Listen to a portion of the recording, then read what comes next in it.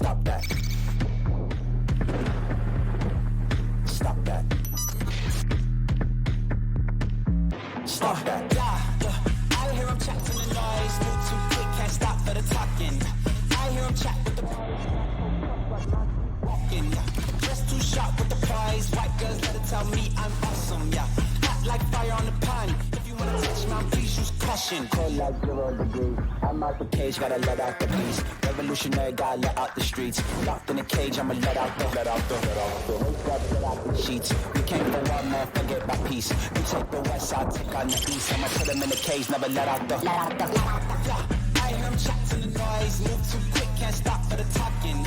I hear him chat with the boys. Not so tough, but mans keep walking. Yeah, just too sharp with the prize. White girls, let it tell me I'm awesome. Yeah, hot like fire on the pan. If you wanna touch my, please use caution. Stop that.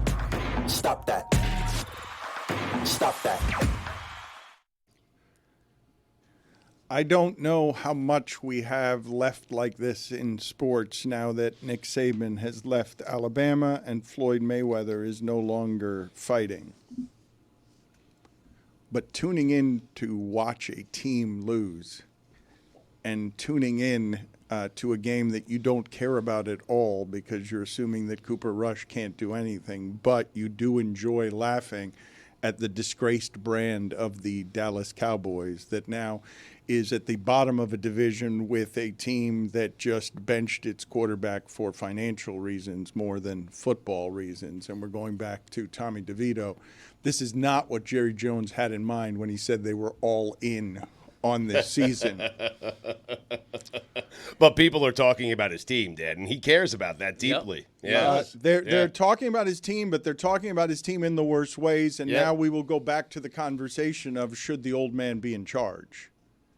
Because his fingerprints are all over that, and his ego is all over everything there more, and they're broken. And it's not just that they're physically broken at quarterback. We've been questioning that team plenty before they gave that quarterback the money.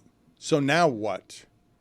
Because the Dallas Cowboys season is over. They exist last night on primetime television only for us to laugh at them. They have now lost. I told you this before. It had never happened in the history of the sport. Down 20 plus 5 straight home games. Now it's 6. Like, you don't see anything this bad in that sport. It's the Cowboys and it's Jacksonville. Like, right. And it's not even the Panthers anymore this way, where it's like, oh, you're playing at home and you can't come from within 20 at home. Like, you don't have a chance against real football teams. When you ask what's next, they're a year removed from being 12-5. So whether or not you think Jerry should give up power of that team and decision-making power and overseeing everything, he's not going to do it. So what's the point of having that conversation? They are a year removed, with Jerry doing it, from being 12-5. When you say what's next, Jerry's going to have to change the way, his approach to hiring head coaches. Like he's tried it with Mike McCarthy. He's tried it with puppets. Now be the puppet. Let a guy like Belichick walk in and do what Bill Belichick he does. He didn't like that when he did it with Parcells. They finished 12-5 3 straight years, but McCarthy's beginning to resemble Wanstead to me, where that's fair. Wanstead was going 10-6 and 11-5 as well, but what? The thing just kept getting worse on his watch until it collapsed. It collapsed with a 4-12. Yeah, when you keep having great regular seasons and then don't do a lot in the playoffs, it almost makes the hurt worse. The only asterisk on behalf of Mike McCarthy is that his starting quarterback is lost for half the season, which is not nothing. But last night, they're behind 20-10, fairly late in the game. They have a chance to go for a field goal to make it 20-13, a one-score game, and he goes for it on like 4th and 13 or something and doesn't make it. That's a bad coaching decision. It just is. In retrospect, and even then, I'm saying, be behind by 1 score. Give yourself a chance. You got 4. I'm shocked that Jerry Jones hasn't fired Mike McCarthy. He told Dianna Russini that he's not doing that in season. That he won't do it in season. That gives him everything he wants. It gives him attention. It gives him the feeling of power that he's making a bold move. I don't know what the forward path is with the status quo.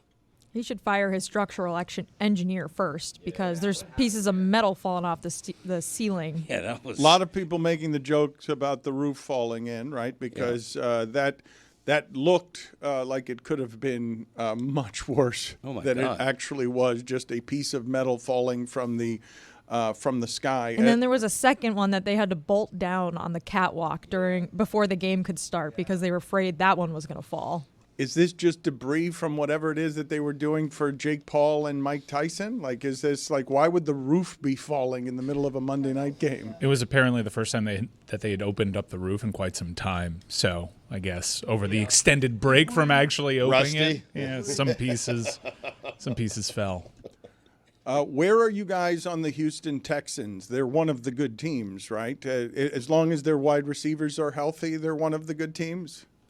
For me, they're not the top 4 in the AFC. I think they're a good team that is very, very far from being a great team, although Joe Mixon. Very, very far from being a good I think they're far from being a great team. I don't think they're Baltimore. I don't think they're Kansas City. Do they have the same record as Baltimore right now? They made it to the divisional round last year. It could be. I don't think they're very far. I'm more bullish than them, but I think them with their full complement of receivers. I know Diggs is injured now too, but Nico Collins does make a difference. Yeah, he does. He's a big really difference. Good. Yeah, both teams are 7-4, Dan. Yeah, he's really good. And Joe Mixon, to me, has been the difference in that offense. He is reinvented. He's having his best season at age 28, which is ancient for a running back. But you're right. If they still had Stephon Diggs, they would be an awesome offense. All right, what's Cody doing here between good team? I want to do this because I think you're all doing it. I think everyone listening to this does it, where they're saying they do their brackets and their tiers. What is he doing where he's saying that the Houston football team is just okay, is what he's saying. He's saying they're very, very far from being one of the best teams in the league, and I don't think they are. I like to say they're good with a chance to be great. That's what I like to say. They're good. There's no doubt that they're good. They have a chance to be great if everyone's healthy. I think they're second-tier good in the AFC in a category with the Los Angeles Chargers. I don't think they're Baltimore and Kansas City. I think we need to go through their schedule, Dan, and determine the good wins and then the good losses. Because they have a lot of bad wins. Like, they've beaten the Patriots and the Jaguars and the Bears, but they also have one really good win against the Bills. So what do you do with that? I don't know what Cody is doing with the Chargers, okay?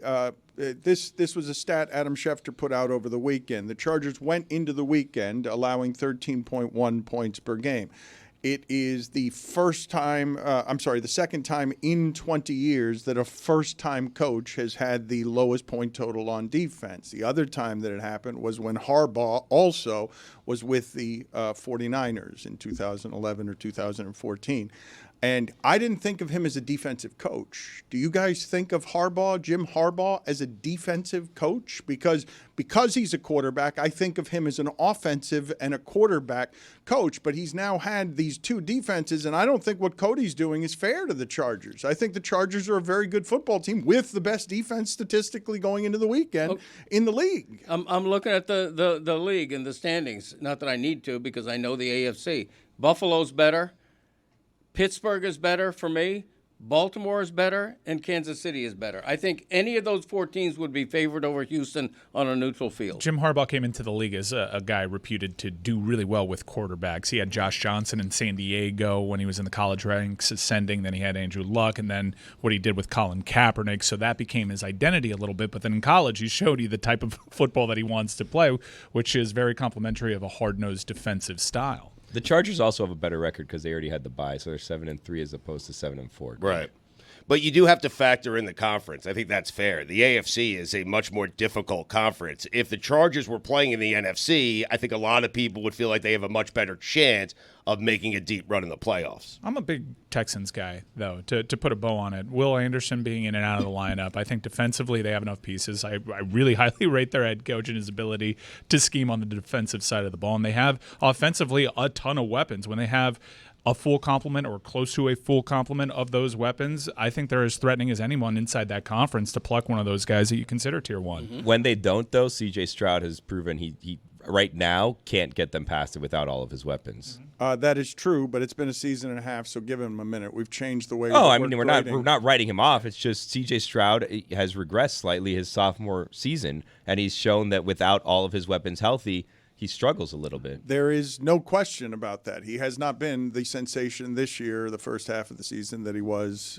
last year. But I just caution everybody about how we're doing some of these measurements on these quarterbacks more quickly than we have ever done them, so that Anthony Richardson has played like 9 games, and we're already like 9 games total, college, pro, everything, and we're yanking him in and out and making assessments very quickly on this stuff. C.J. Stroud was the sensation of last season, raises the expectations, and as soon as his people get hurt, now Cody's saying they're very, very far from being a good team when they've got the same record as Baltimore. That's how it happens when we start moving around. Oh, the quarterback's playing a little less well. Yes, you did say they're very far from being one of the top-tier teams.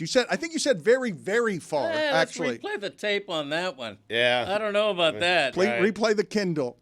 He said they're good, not great, which is not crazy. I mean, everyone can't be great. I think they're good, not great. They're second tier to me. Okay, the thing that I find interesting about how it is that we do these evaluations is if you're willing to concede to me that a team in this sport is one of the good ones, one of the 10 you think are good, then they're close. Okay, that's fair. Well, because, I mean, all you got to do is end up winning small sample size games, and next thing you know, you can be one of these teams that, Eli Manning's its way into a Super Bowl. I'm just saying, for me, Houston is not a great team. I think Denver would have a great chance against Houston.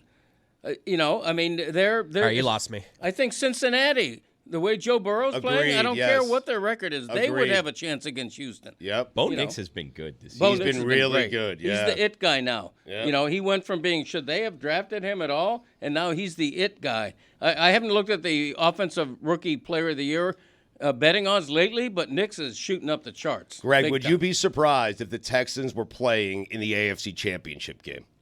I would. But how? Because I think there's 4 teams better. Okay, but if someone gets surprised, upsets happen. I mean, what it would surprise anybody if Houston knocked off a Pittsburgh? Yeah, it would surprise me. Okay. Huh. I mean, but they'd have to knock off a Pittsburgh and a Buffalo. That's, I think, what surprises Greg, is they'd have to go through 2 good teams to get to the AFC Championship. They beat Buffalo already. I mean, do you guys agree with the assessment that if you're one of the top 10 teams, you're close?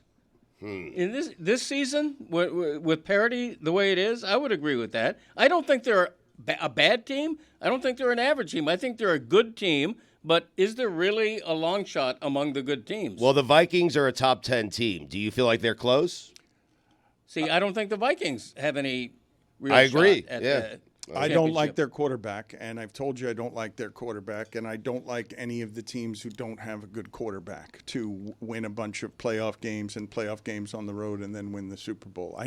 What I'd like to see is Lamar Jackson get to the Super Bowl so he can have the comfort of playing against an NFC team, because the teams that he plays against a lot, like Pittsburgh, he does not play against well, right, and he ravages everybody in the NFC. He could get the Lions, though. I mean, I think we're coming down too hard. To see that game. Yeah. I think we're coming down too hard on Greg for saying that they're a tier 2 team in his AFC. I think tier 1 is 2 to 3 teams, and Greg's being fair. Houston's right there among those upper level tier 2 teams. But to get to an AFC championship game, assuming they win their division, all they have to do is win one road game against the likes of a Pittsburgh or a Kansas City. And I think the AFC has shown you, even Kansas City is as good as they've been. They're in tight games. If you play Lamar Jackson in the playoffs, as Houston did last year, that can be close, as Lamar has shown throughout his playoffs. So I don't think it's outside the realm of possibility at all. The question is, if the Texans are in tier 2, are the Dolphins also in tier 2, Greg? Because are you putting them in tier 3? Yeah, they're in tier 3. Okay. They're Even in though tier they're 3, about to be 6 and 7, right? If they 5 and 6, they're going to beat New England. If they win Thanksgiving night in 6. Green Bay, Yep. So funny. they're the sneaky tier 2 team. I like it. Everybody's I worried can't, about. I Sneaky can't, tier I two. can't Yes. believe Yes. what I just saw. It was out of the corner of my eye, right? It's Billy and Stugotz, and it's a bit like whack-a-mole. It's like, oh, tier talk? Yes. Took us 20 years, Dan, but we're here. T1s, T2s, T3s. What he did was not tier talk. What he did was say very, very far from being one of the best teams. There were two varies. That's a different conversation. It's a double vary. It's a different conversation. The tiers is one conversation. I'm not doing that with you guys. But if you guys want to do a double vary situation conversation, I will have that conversation with you. We've been having it for 10 minutes. I don't use double vary. You did. No, I don't think so. I want to hear the tape. Okay, we're going to go back. And when I do it, okay, we're going to punish you at the end of the show today. Fine. When we play that tape, there's going to be a punishment at the end of the show that you're going to find out that you got this wrong, because it is specifically what it is that I'm objecting to. I think you're very, very wrong. Okay, thank you. Mm-hmm. You already have it? Wow, that was quick. They already have the sound of what it is that Greg Cote has alleged. This is big. Everything is on the line right now, Greg. I mean, well, he doesn't know when it is that he uses these verbal crutches to get to his thought, because he does it quite a bit with inefficient language, and I'm watching him at all times. That kind of thing. I think they're a good team that is very, very far from being a great team. Okay. Through technology, the second vary was spliced in. Correct. Yep, you can tell. His mouth didn't line up with I that. reject that. That was you spliced in the second vary. No. Chris is good at that. It's not AI. I can't believe they found it that fast. That's a miracle. It's almost you think they were able to also edit it that fast to misrepresent you? It's AI. Yes. Mm-hmm. On a bad arm week, they're doing this to All you. right, so you're saying this feels like a dubbed, subtitled movie. I want you to watch your lips here, because you think the AI also altered your lips? I think they're a good team that is very, very far from being a great team. Yeah. I mean, He was saying far during that second very. Technology can do just about anything. All right, we punctuate the show today with Greg Cote's punishment. I'm going to determine it secretly, and we will get to it by the end of the show, because he got it wrong. But let's not talk about the good teams. Let's talk about the bad teams, and let's talk about specifically what the Jets have done to Mike Francesa. Listen to Mike Francesa here. The internet is accusing him of being broken. We made 2 plays. How did we make 2 plays? We don't even know how we made 2 plays, but we're up 14-13. Let's go. Let's get Fireman Ed up. I heard Fireman Ed. I heard let's go. I heard there was a lead, and then the whole Jet season collapsed again, as it does every Sunday. Play that again. We made 2 plays. How did we make 2 plays? We don't even know how we made 2 plays, but we're up 14-13. Let's go. Let's get Fireman Ed up. He still got it. I mean, it doesn't feel right to me. I don't know the correct way to do this, to end your career, but I thought he was retiring, and it doesn't feel right to me to watch him shouting into a microphone after a Jets game by himself, and it doesn't seem like he's in a radio studio. I don't know if that might be in his house. It probably is in his house. I think he does a daily podcast. He does do a daily podcast, but he should have a better ending, you're saying? There's something about, well, he already retired. This happened, we just saw this happen in the Yankee booth in his 80s, where once you retire at a certain age, it's what Bobby Bowden said, there's only one major event where people gather after that for you. So you stare at your retirement after a lifetime creature that talks 6.5 hours a day on the radio, and then you go into retirement and it sounds awfully quiet, and you have to come back to hear the sound of your own voice. Well, he loves that. Well, but he retired, so at one point he was done with it, right? And like, they love sports. Both those guys love sports. There are any number of people who have been in this business for a long time who do not love sports. So you see the enthusiasm that's genuine on Russo anytime you hear him talk, when you hear him on First Take. But there's something about seeing Francesa. That's a legend right there. Yeah.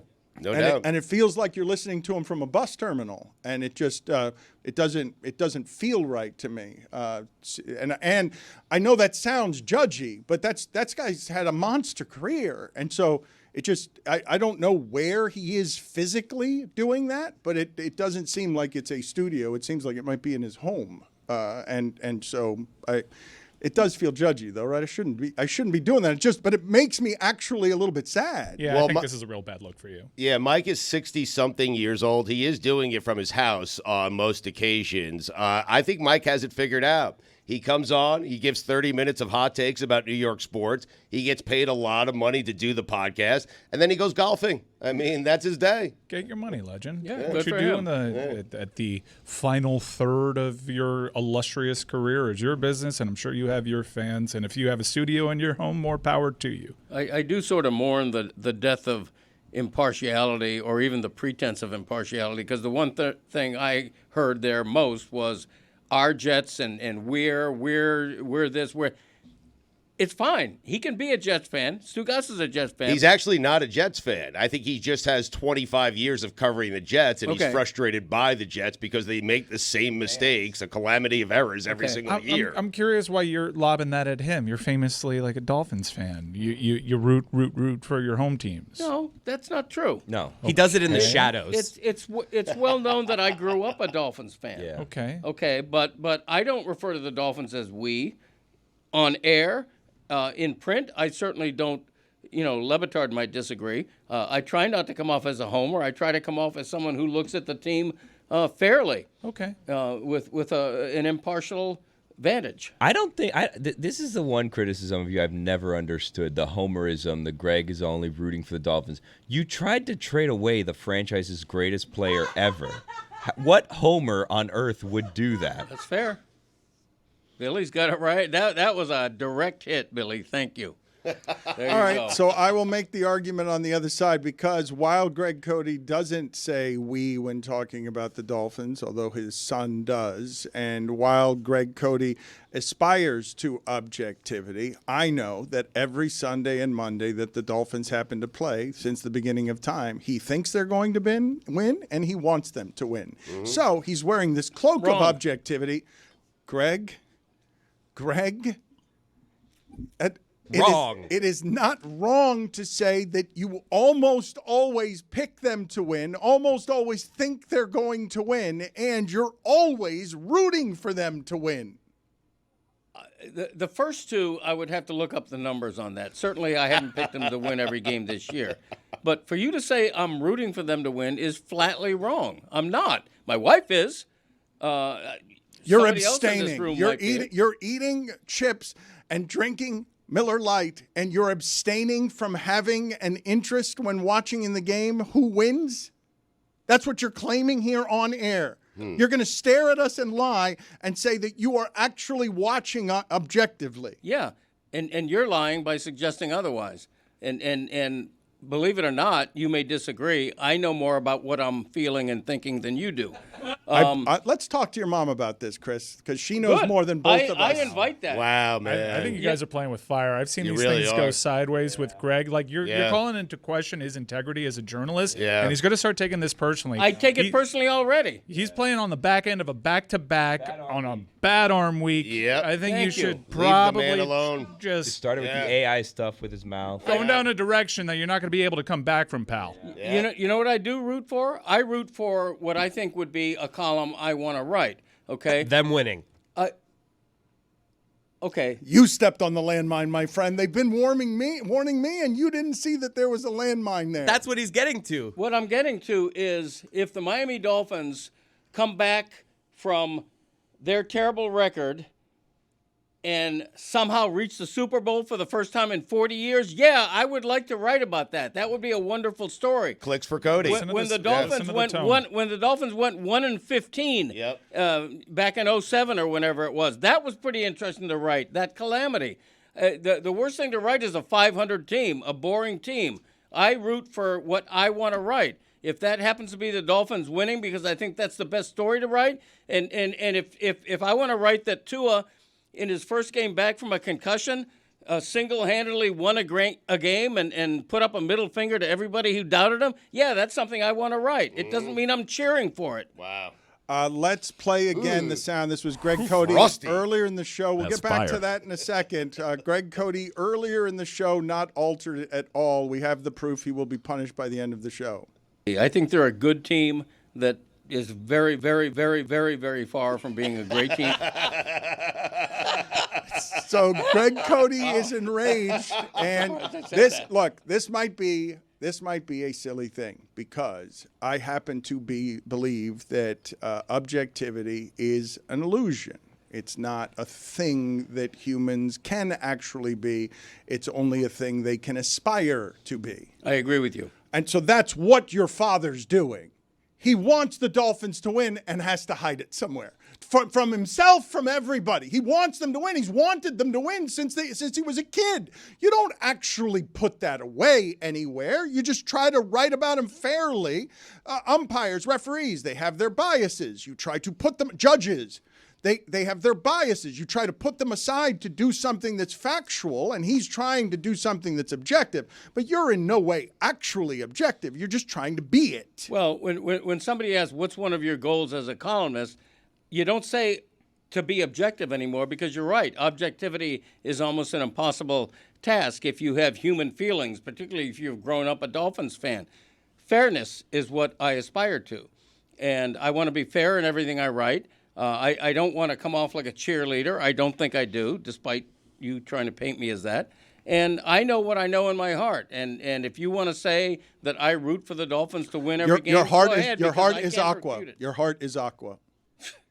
Yeah, but to Billy's point, that Marino column, I mean, that saves Greg. Armed with hindsight, that was the best column you've ever written. I mean, It certainly was probably the most talked about. Yeah. Yeah. Right. But it protects you. It He protects did you. an interview in front of the Miami Herald building, and his face was silhouetted and his voice was distorted like an FBI What a informant. time. They could do that at that time? Yeah, that was great.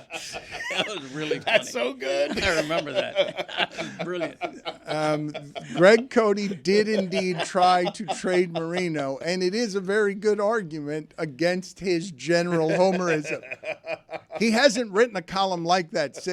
He is a columnist, actually, that I would say comes closer to objective than wildly opinionated, because he doesn't write a lot of things that are on the extremes of takery. Isn't the point of a columnist, though, to give us your opinion, give us your take? Like, Greg's not out here acting like he's Bob Woodward, who, by the way, journalistically has had some questionable choices in the past 10 years. So Right. Greg's giving you, the reader, his opinion as a South Florida guy, and I think that's the job, right? And I don't hold back. I mean, the column I wrote in this morning's paper online right now on the Marlins manager hire was pretty harsh if you're a Marlins fan and don't like the truth. What I wrote was he's going from the mountaintop of the Dodgers to the hinterlands of Miami, and is this guy insane for taking this job? And so I'm going to write what I feel like writing. You know, if the Hurricanes. But that's a different bias. Yeah, you're a Red Sox fan. Stugotz was just whispering in my ear. He doesn't even like the Marlins. Like, that's a different bias. You're more likely to rip the Marlins than you are the Dolphins. See, there again, you keep. I'm not a fan. Oh, God. You understand that, right? You are a fan. You've been a fan since a kid of the Dolphins. When I go to I'm covering every Dolphin game, either remotely or in the stadium, so this doesn't apply to the Dolphins. When I go to a Marlin game, quote unquote, as a fan, if they hit a grand slam home run, I'm not cheering. I'm there even neutrally as a spectator, because I don't want somebody who might recognize me to say, "Look at this Homer cheering for the Marlins." No, I don't give a shit whether our teams win or lose. Now, I will say this. I write for my readers. My readers are fans of these teams. Yep. And so if our teams are winning, look, what a lazy that boy. And then he reaches into his pockets to grab some cigarettes. I mean, he does it for the fans. I mean, who could complain about that? He cares about his readers. Look, I mean, I would have loved to have written that Lionel Messi, in his first full season with the team, led Miami to the MLS Cup. I would have loved to have written that. It doesn't make me a fan or a homer of that team. It makes me wanting to write what I think a lot of my readers would love to read. Didn't you have season tickets for that team? Christopher and I had season tickets for. No, we did, and I'm fine with that. So am I, by the way. What's the scandal in that? Nothing. Why There is no scandal. Le Batard laughing like a hyena? You're a season ticket holder. Bad arm week, man. I'm Team Greg. We are all Team Team Greg. Greg back here, by Yeah. the way. Oh, he knows we are. I'm in your corner, Greg. Yeah. Aligned with you here. Bad arm week, and you're doing this to him. It's Yeah. ridiculous. I mean, terrible. It's don't get me started. Wait, I think we No, already you crossed the line. Okay, you crossed Mike, the it's line. happening. I'm good, right? Oh, my God. You're on the line. I mean, to make something of the fact that Christopher and I a couple of years ago bought season tickets. And how many games did I actually go to? 2? It was an investment, honestly. I mean, Greg, I simply was laughing at the comedic perfection. The bad investment. The staccato effort of you being asked directly a question after everything we've talked about, and then you admitting to, yes, I'm a season ticket holder. I was laughing because it and you are funny. Okay. Just the way that the music of that played out, it made me laugh that way because it's naturally funny for her. Because I also saw it happen because it swung with your great ally, Billy, who whispered it into Stugotz's ear, and then it shot across as a question. I told him, I said, don't mention Tom Herman got fired at FAU. Rough week for the Owls. That's Greg's alma mater. Tony is out on, let's see. Oh, look at this. Tony's at Versailles. Look at this. I He's love in that place. Anytime that anybody comes to Miami and says, where can I get authentic Cuban food? This is where I send them. Affordable, reasonable food. There's nothing left in America that is as reasonable a price as that authentic food that Tony is standing in front of right now. Yet Trump doesn't pay the bill. That's correct. Walked out on a $9 empanizado. Tony, what do you have for us today? We've got a bunch of OLI on your top 5. We absolutely do, Dano. Good morning, live from the most economical place on the planet, Versailles Bakery. This is a double. We're in front of the bakery right now. The restaurant's actually on the other side. So I wanted to bring you here because the same as you, when somebody asked me from out of town, where do I go for authentic Cuban? Right here on La Ocho y La 35, right on Olga and Tony Avenue. Dan, right here in front of Versailles. First off, I want to say DoorDash presents Tony's Top 5. Get all your game day faves delivered. Head to DraftKings.com/DoorDash to play for free. Restrictions apply, void where prohibited. Dan, we're going to start off in the OLI. A fun week of football. We're going to start off here. Last night, Brandon Aubrey, Mr. Automatic, except for the 40-yarder. But that was a network-wide jinx, so we're going to throw that one off the record. Did you see how he kicked the 64-yarder? It looked like he just kicked it with real no power behind it. Jessica's rolling her eyes at you. I don't know what it is that happened. No. What's going on here is everyone's been saying, like, oh, what happened to kickers in the NFL? Well, last time I checked, Chris Boswell had 6 field goals this weekend. So kickers were just fine this weekend, exactly. according to Jessica. This is not a Tony thing. Kicker. This is an everyone else thing. That's Brandon an indictment on Aubrey, the too. Steelers' offense kind of thing. They won the game. O-line number 2. Yes, they did. O-line number 2. Brock Bowers is the best weapon at tight end, not named Taysom Hill. Dan, Taysom Hill lined up at quarterback, at fullback, at running back, at tight end, at wide receiver, at quarterback. Mr. Do-It-All. Seems fun to be him on a Sunday like that, except for the interception. Once a year. Yeah. But the interception was a bomb. He threw it 65 yards, you know? Even that was fun. It is what it is. Yeah. All right, starting off, it was fun. When you're supposed to look out and drop instead of running for a 75-yard touchdown, but you say, no, it's my turn, and you run for a 75-yard touchdown, I like that. All right, starting off at number 5.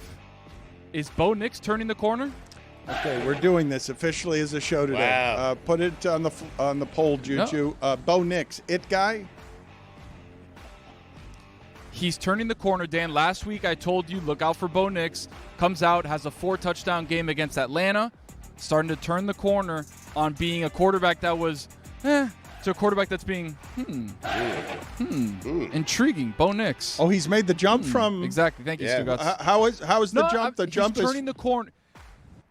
It's like a corner turn. Like he's about here, but then it's like here. Right. So like that's where that game was. Instead of like here, it's here. So it's a quick turn of the corner. But what are the street addresses? And. Yeah, exactly. Like he went from being like to like to the corner turn. Okay. Yeah. You're taking a little bit of a longer look at him now. Okay. How's there Longer 3 look. stops on one corner? He's starting to make you think, Dan. it's one of those 3-way stops. Yeah.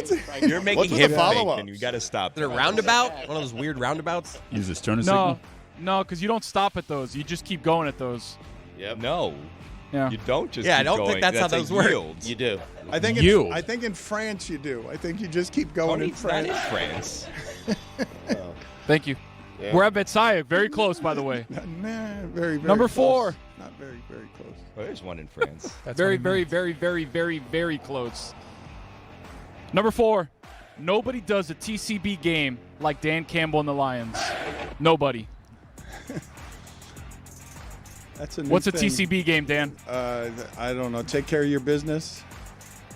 Taking care of business. I put a Y in there. Daniel. I made it a yogurt store. TCYB. That's a fine. I mean, Yeah. It's a TCB game. Take care of business. That's what we do for the Lions and Dan Campbell. Nobody does it better. Number 3, I'm starting to feel bad for Joe Burrow at this point. Really? Yeah. I have a couple of stats here. I don't know. I wasn't listening yesterday. I don't know if you guys mentioned these. 2 little back-to-back Joe Burrow stats for you, not by Mr. Civ, by the way. These are authenticated and real. Not like Mr. Civ, who confused me and Aaron Rodgers. All right. Joe Burrow has lost 3 games this season in which he has had 3 touchdown passes, 300 yards or more, and 0 interceptions. The most such losses in a season in the Super Bowl era. crazy. If he could undo it, Nobody has been better and lost. Do you think he'd not bleach his hair? He's playing well. It's not his fault. Another little stat here for you quickly. Joe Burrow in the Bengals, 7 losses this year. He's completed 67% of his passes for 2,200 yards, 18 touchdowns, 2 picks.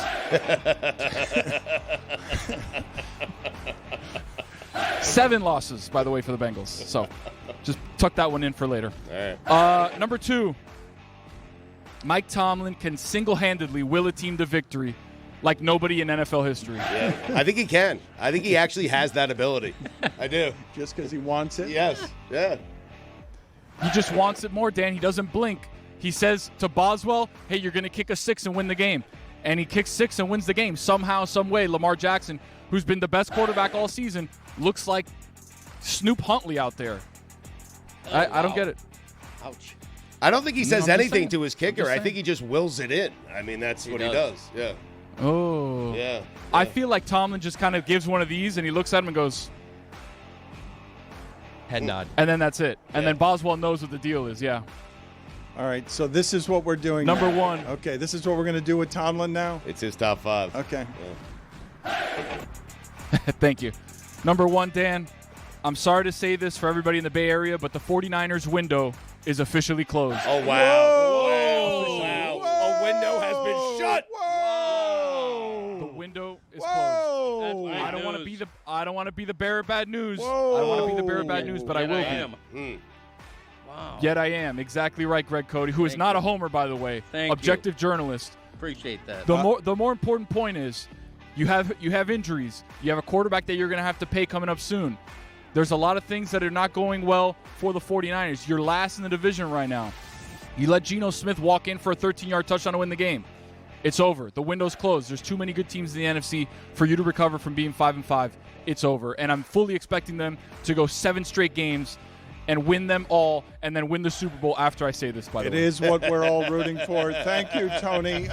This is, we interrupted Greg Cote in what was the most indignant sports media rant objecting to being a homer since Bo Bach was on the air in Atlanta and was spouting while shaking a bottle of pills at us because he was objecting to how somebody had called him a homer. And he's not even a journalist like you. He's just a sports radio guy, although he does have a newsletter. I mean, you don't know anything about what you're talking about, and you have the nerve to call up here and say to me that we're trying to upsell the Falcons to you? Sir, you're not a Falcon fan. You haven't been. And if you have been, you don't know what you're looking at. Stop being a homer, Bo. Get out of my I'm the last who's a homer. Don't you ever call me a homer. Who the hell do you think has been saying the truth since 1973 on Atlanta radio? Who? During the break, an indignant Greg Cote, when I was saying, I'm going to call Earleen. I'm going to call her. He's like, do it. Go ahead. Yep. I look forward to it. And I'm like, last time you did this on your podcast, next thing you know, you're losing something about your hygiene in the bathroom. You thought it was going to go one way with Earleen, and it ended up going another way. But he was very indignant and confident during the break. And then his wife's lovely face comes up on the television in here, and he blurted like this. I'm not even kidding you. Oh, no. Because That's what he says whenever he sees me. That's what he says. Well, because you're a trained assassin whose job it is to bury him, and he knows it. That's correct. And all I want is factual answers to my questions. So the first question I would ask you, Earleen, is yes or no, your husband is a fan of the Dolphins? Yes. He's so mad at me right now. Yes. I don't think we have any more questions. I have plenty of questions. She knows I grew up a Dolphins fan. What is she supposed to say to that question? Tell us, let's lighten the mood a little bit. Tell us about your husband's bad arm week. Oh, yeah. It's Charlie's fault. But my favorite part is when I explained to him that blood thinners do that to everyone. He said, well, maybe I'll just stop taking that pill. And I'm like, that's not really the solution, I don't think. Your husband yesterday identified as a hypochondriac. And me and your son were like, no, you hate asking and going to see doctors. Like, we have to push you. Well, he rejects whatever they say. He wants to have his own best idea. I could go on this, but it's better not. I'd like you to go on the other one, though. On Sundays, is your husband rooting for the Dolphins to win? He's always rooting for his pick above all else. Thank you. But he does have a warm and fuzzy part about the Dolphins more than he has any other team. Of course I do. That does not indict me. What's wrong I with grew that? up There's down nothing wrong here. with that. I had a Dolphin pennant back when pennants were cloth and people had pennants on their wall. I had a Dolphins pennant when I was 8 years old. Yep. His readers want that. Do you think that your husband is objective when it comes to the Miami Dolphins? Yes, I do. All right. There you go. He is not a homer. You do not fan. You do not believe him to be a homer. She was playing ball there. Oh, no, he's a homer. But Thank you, Earleen. No, I want to ask her something. Okay, all right. I want to ask her something. This is not going to go well. Okay. I don't. It's your witness. I don't travel. I feel like I gave you a lot of points there. No, think you I was didn't. very You took helpful. points away. Yeah. I want to ask you a Oh, question. no. Okay, I don't travel much anymore. When the Dolphins are on the road and I'm watching the game at home and writing a column off it, do you hear me cheering for the Dolphins? No, you're not cheering. You got your little notebook and you're writing crap down. Thank you. But on the inside, perhaps you are. No, I'm not. Quietly, while you write crap down, while you wear the cloak of writing crap down, quietly, you're happy when Tua throws a touchdown I pass. do have a cloak of writing things down. Do you have anything else to I have a ask your cloak. wife? So she's got a very busy job. She's got things to do. No, she's betrayed me enough. Let her go. Earleen, thank you. Always good catching up with you. Always nice seeing you. I've told your father this a few times recently, Chris, and for some reason, after all of these years, it doesn't change. I'm like, Greg, when you're angry, always funny. Yeah. Oh, when you're legitimately angry at us because everyone knows that we love you and you love us, always funny. But he wants to storm out of the room right now because his wife betrayed him, and he's going to have a stern talking to when she gets home. There's either going to be a talking to or a sternly worded letter because he might write it down. He's mad right now. A sternly written letter? That's funny. To his I'm wife. actually penning a letter to my wife. How dare you? No, I'm much less mad at her than I am at you for simply, putting words in my mouth and saying I cheer for the Dolphins to win when I don't. You are questioning something that is very important to Greg Cote. It's his journalistic credibility. Right, which Mike understands, Right. and others perhaps do, but Le Batard doesn't. And It's that everything. surprises and disappoints. Well, Greg, the only thing I would say is in 2024, it's okay. You could be a columnist for the Herald and still root for the Dolphins. No one cares. Right. No I one agree. cares. Yeah, but I do. Okay. That's all that matters. Well, he cares, though, and he's got it wrong. His appraisal's wrong, according to his wife. She does not. First of all, she didn't say that I cheer for the Dolphins, which I don't. Well, but you're making some sort of weird distinction that I didn't say. I said that you want them to win, not that you're making a lot of noise celebrating them and roaring with like applause and standing ovations, that you just want them to win. Right, and you're flatly wrong. You're okay, but your wife says I'm not. No, she's wrong too. What's happening here? It's not enough that you're ruining this man's career. Now you're trying to end his marriage. Yeah, don't do that. Let me tell you something I do that could also be misconstrued by you, and certainly would be. Okay, when I'm leaving, I'm leaving Dolphin Stadium after last Sunday's game, telling her I'm walking to my car, I'll be home in a half hour, whatever. The first thing, after the Dolphins win, I usually say to her some like, how about those Dolphins, huh? Why? Because I know she's a Dolphin fan. Right. Because I know her day was made brighter by them winning. I don't give a okay? I don't, particularly in the midst of this season. Right. Okay, now, if I am rooting for my own interest, if I have written, hey, don't count them out yet, they're going to win these next 3 games and get right back in the playoff race, and they win the second of those 3 games, makes me look decent. So, yeah, in that respect, I'm glad they won because I'm rooting for what I wrote. You're rooting for yourself to be right. Yes, right. Exactly. And so in that respect, I'm rooting for the best column to write, which is I told you don't count out the Dolphins. This coming week, though, I mean, Drake May really finding his own. Imagine him getting a win within the division. That'd be a good story to write. Yeah, they won't, though. They're going to beat New England. Drake May, when you say he's finding his own, Billy, what does that mean? Finding his own? He's coming around. Something, time will tell. Something you're throwing out there. He's been pretty good. Finding his own players downfield to throw to instead of the other team. He's making that turn that Tony was talking about. Okay, yeah, he's finding his own. You, Greg Cote, are somebody who spent all of last year telling us that the Dolphins were going to win the Super Bowl. Yes. Yeah. Yeah. And am I supposed to feel bad when they had the best offense in the NFL? Good enough to score 70 points in one game. Good enough for Tyreek Hill to make a run at 2,000 yards. Good enough for Tua to have to make the Pro Bowl. Good enough to have Raheem Mostert rush for 21 touchdowns. Yeah, I thought they were pretty damn good. Doesn't sound like a homer at all. It sounds like somebody who follows the Dolphins very, very closely. Yeah. Wrote the book on the Dolphins, some did. say. Yeah. One of them. All right, so I out of stock, by the way. Really? Yeah. Wow. You've written more books than fit on a Kindle. How about that?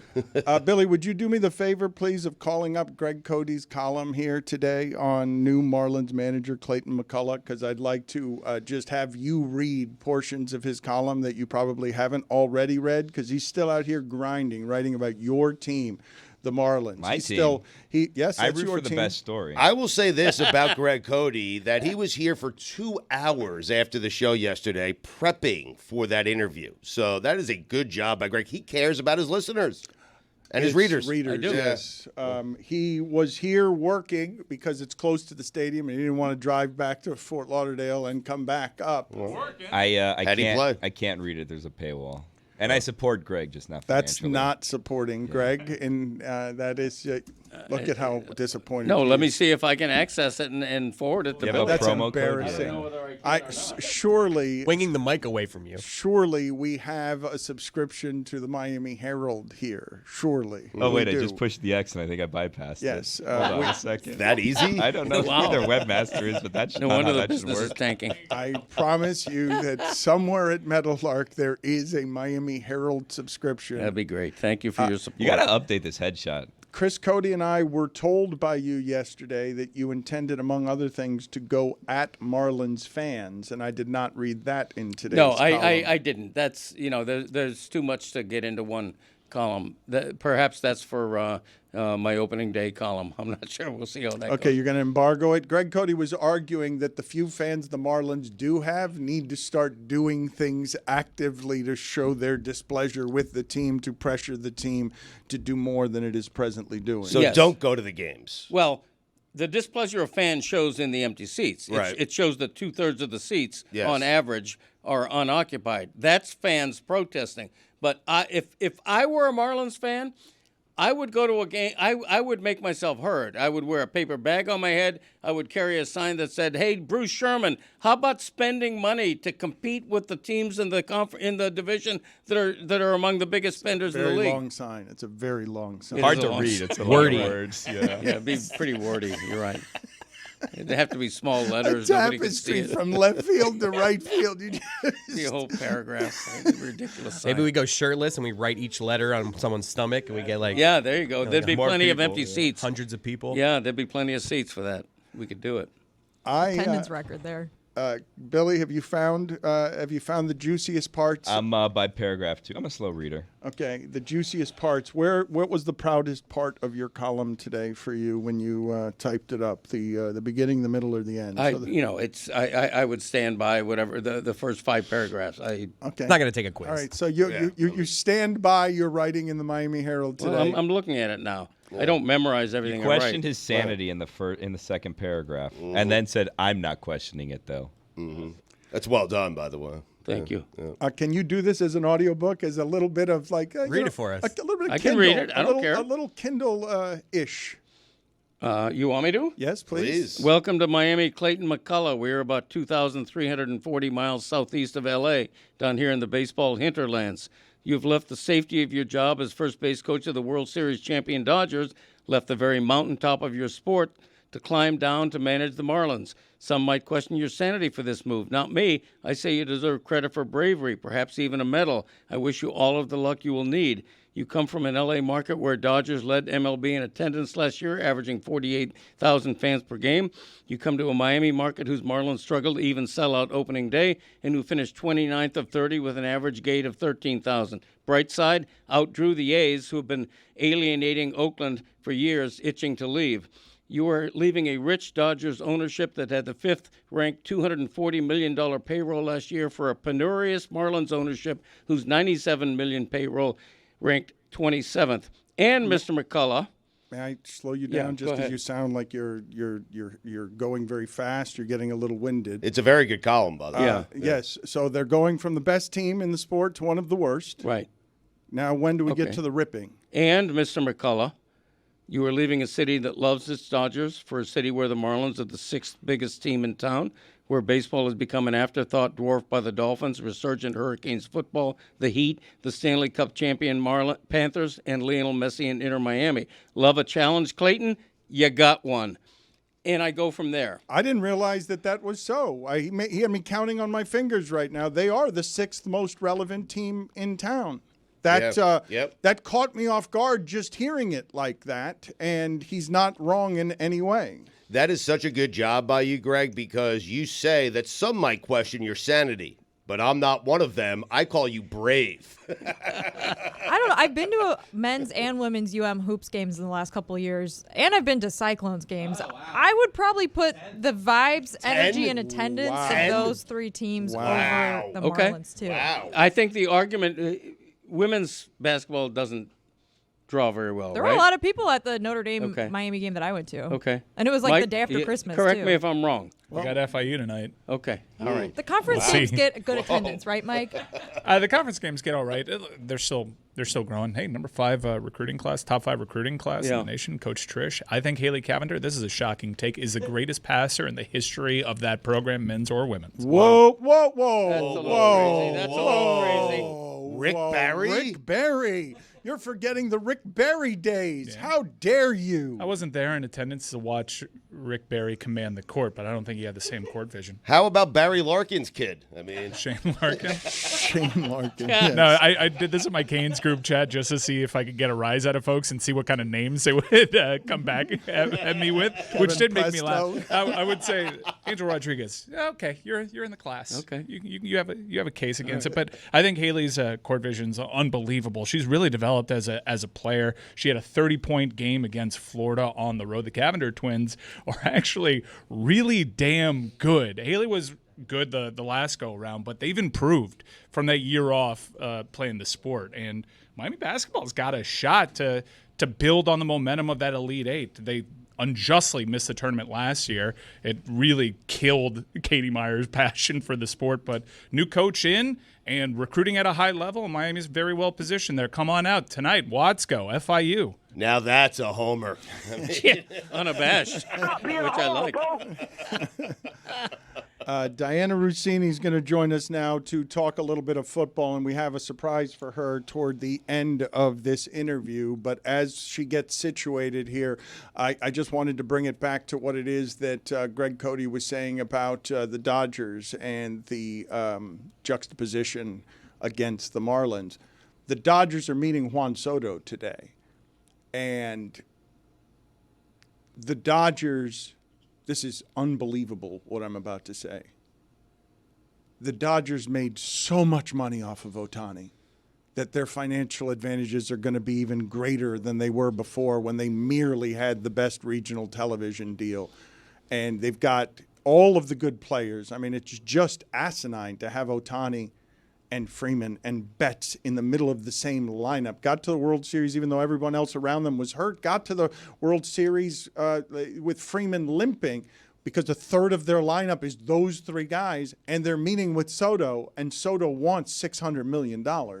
And the Dodgers are the new Yankees. Like, it's just crazy to think that they gave that amount of money to Ohtani, and his deal was so team-friendly, Stugotz, because it's all on the back end, that they can get everybody. They can get everybody in the sport. They can steal the Yankees' best free agent, and that meeting is today. I've heard that Toronto wants in the game. That feels all manufactured by Scott Boras. Yeah, that's not happening. Toronto. Yeah. But there are going to be multiple teams. And you only need one. But if you've got two, and you got Scott Boras, and two of them are the Yankees and Dodgers, and one of them's the Mets, a third team, I mean, he's fine without Toronto. The idea that the Dodgers could land Soto should scare everybody who cares about the competitive balance of baseball, because then the only thing that you have in your favor is the idea that baseball is random. But everyone else will have to bow before the biggest payroll in the sport, where not even the Yankees can compete with the Dodgers in payroll. Dianna Russini is with us now, and there are a number of football things that I want to talk to her about. Thank you for joining us, Dianna. Scoop City is the name of her podcast. But the Detroit Lions, are they simply better than everybody else? Yeah, they are. They are from top to bottom. And it's not like this happened overnight. They've been building towards this. This was the vision they had when they hired Brad Holmes and they brought in Dan Campbell, and ownership said, look, we're not good. We're not good at all. We don't even know what we are. Fix us, make us better. And now we're seeing this team believe and buy into what the program's all about. And, you know, we've heard Jared Goff talk about it in a lot of his post-game press conferences about the trust they have with Campbell. And I really think that's been a big part of why this team has been able to have so much success. They've captured sort of this unified idea of what they are. And it's very, very clear. And even just talking to teams around the league preparing to face the Detroit Lions, this is a team that starts where all good football teams start, which is in the trenches. And they've got one of the most impressive, if not the best offensive line in football. And that's why we're seeing so much success, on top of the fact that they got some great skill players and a really stout defense. You don't expect Belichick to be on the sideline this year, correct? I do. I expect Bill Belichick to get a job in 2025. He's certainly getting ready for it. No. Do you expect to see him on a sideline this year? No. I think Bill is preparing for what the next cycle is going to bring him and the opportunities that I think he's going to have. He's obviously entrenched in this in the media right now and doing that, but I don't see a scenario where, you know, let's just, for this example, just an example, let's just say Jerry Jones wakes up today and says, all right, I'm done with this Mike McCarthy situation. Let's get ahead of it and get Bill in here now before, let's say, the Jags or maybe the Saints or, you know, a team that would want someone like a Bill Belichick. You know, I don't imagine that. This coaching cycle is moving right now. I can tell you that from talking to people behind the scenes. This is different than it's been in years past. Usually I've talked to you guys, you know, around Thanksgiving, right after Thanksgiving, early December, there's chit chat about it. There's talk. But there are definitely conversations being had around the league about what's next. And the top candidates appear to be Mike Vrabel, Bill Belichick, Aaron Glenn in Detroit, Ben Johnson in Detroit. And those seem to be the names for right now. That's all going to change as we get through the next few weeks. But those seem to be the guys that teams have their eye on. How real do you think the Deion Sanders stuff to Dallas is? It's not real. Really? Just from the conversations I've had. I think Deion actually wants to stay in college. We'll start there. I know he's been public about that as well. But talking to some people close to him, they've shared with me that he likes where he's at. He likes the space he's in. That could change. Of course it could change. But in terms of Dallas, I don't think that that's a realistic option for them. I think that they're going to be looking more towards a coach with experience in the league and not do a first-time head coach scenario. I don't think they're against that idea of a former player turned head coach. I just don't believe that that's the direction that they're going to go in for now. Can you give me your assessment of this assessment earlier of Greg Cote's about the Houston Texans? I think they're a good team that is very, very, very, very, very far from being a great team. That's unfair. That's ridiculous. I did not say that. I was asking for her assessment, not your assessments. Let's play it again, please, so that she can hear it clearly without Greg Cote's objection. I think they're a good team that is very, very, very, very, very far from being a great team. I didn't say that. Will you play it again? Play it again, please, so that she can hear it without him contaminating the jury. I think they're a good team that is very, very, very, very, very far from being a great team. Look, I would subtract 10 varies. Oh, there you go. 10. 10 of them. That leaves none. I mean, there's none. I think they're a really good team. I'm in agreement that they have some issues, that they need to be better in some areas. They're not always the smartest football team out there, and they certainly are not playing up to, I think, the standard of what we thought they would be at this point this year. But they're figuring it out. And I still think they're going to be a team we're talking about in January. The actual argument we were having was me suggesting that in a very crowded AFC. Very, very crowded. In a very crowded AFC, Houston was not a top 4 team. And I'm wondering, if you put Detroit in the Super Bowl, who in the AFC is going to play them for the championship? Because I think it's wide open conference. Yeah, I think I don't think it's as wide open as maybe you think it is. I think it's the teams that we saw play, which were the Buffalo Bills and the Kansas City Chiefs we saw this weekend. Obviously, the Pittsburgh Steelers are making a case here. Look, I still think in the end, it's going to be Kansas City that we see back in the Super Bowl. What are you making faces about, Chris Cote? No, I thought Diana was having technical issues there for a second. I didn't know. So you were confused by her cadence and I was her worried, delivery? I You was were worried that she was happening. falling apart because she was startled by the amount of berries your dad Was used. she I mean, distracted? yeah. Were you unimpressed by the way that she delivered that? Did you think she wasn't paying attention? You seem like you were judging her content. You know, when I'm in this seat, there's a lot of things moving. I was just assessing different things. We might have someone joining the Zoom. Thank you for calling all the attention to me. Okay, good. Well, Chris, thanks for having my back, actually, because he's right. I was fumbling there, like I usually do on this show, because there's something always distracting me, whether it's a noise, a person, a sound effect. Visually, things are going dark on me from what I can see on my screen. So I'm just trying to fight through it. You guys are really testing me every week. You're making me better at this whole live thing. Yeah, we're crazy. Aaron Rodgers, will he be back next season? And if so, will it be with the Jets? I don't know. I don't think the Jets know if they want him back, and I don't know if Aaron Rodgers knows if he wants to. I just think his options aren't going to be what they were. The New York Jets signed up for an MVP caliber quarterback. Yep. They did not get an MVP caliber quarterback. That is not what we've gotten on, we'll just say in this last year. Last year is a wash. So I still think the next few games here are going to be really important for the Jets organization in terms of what they want to do next at quarterback.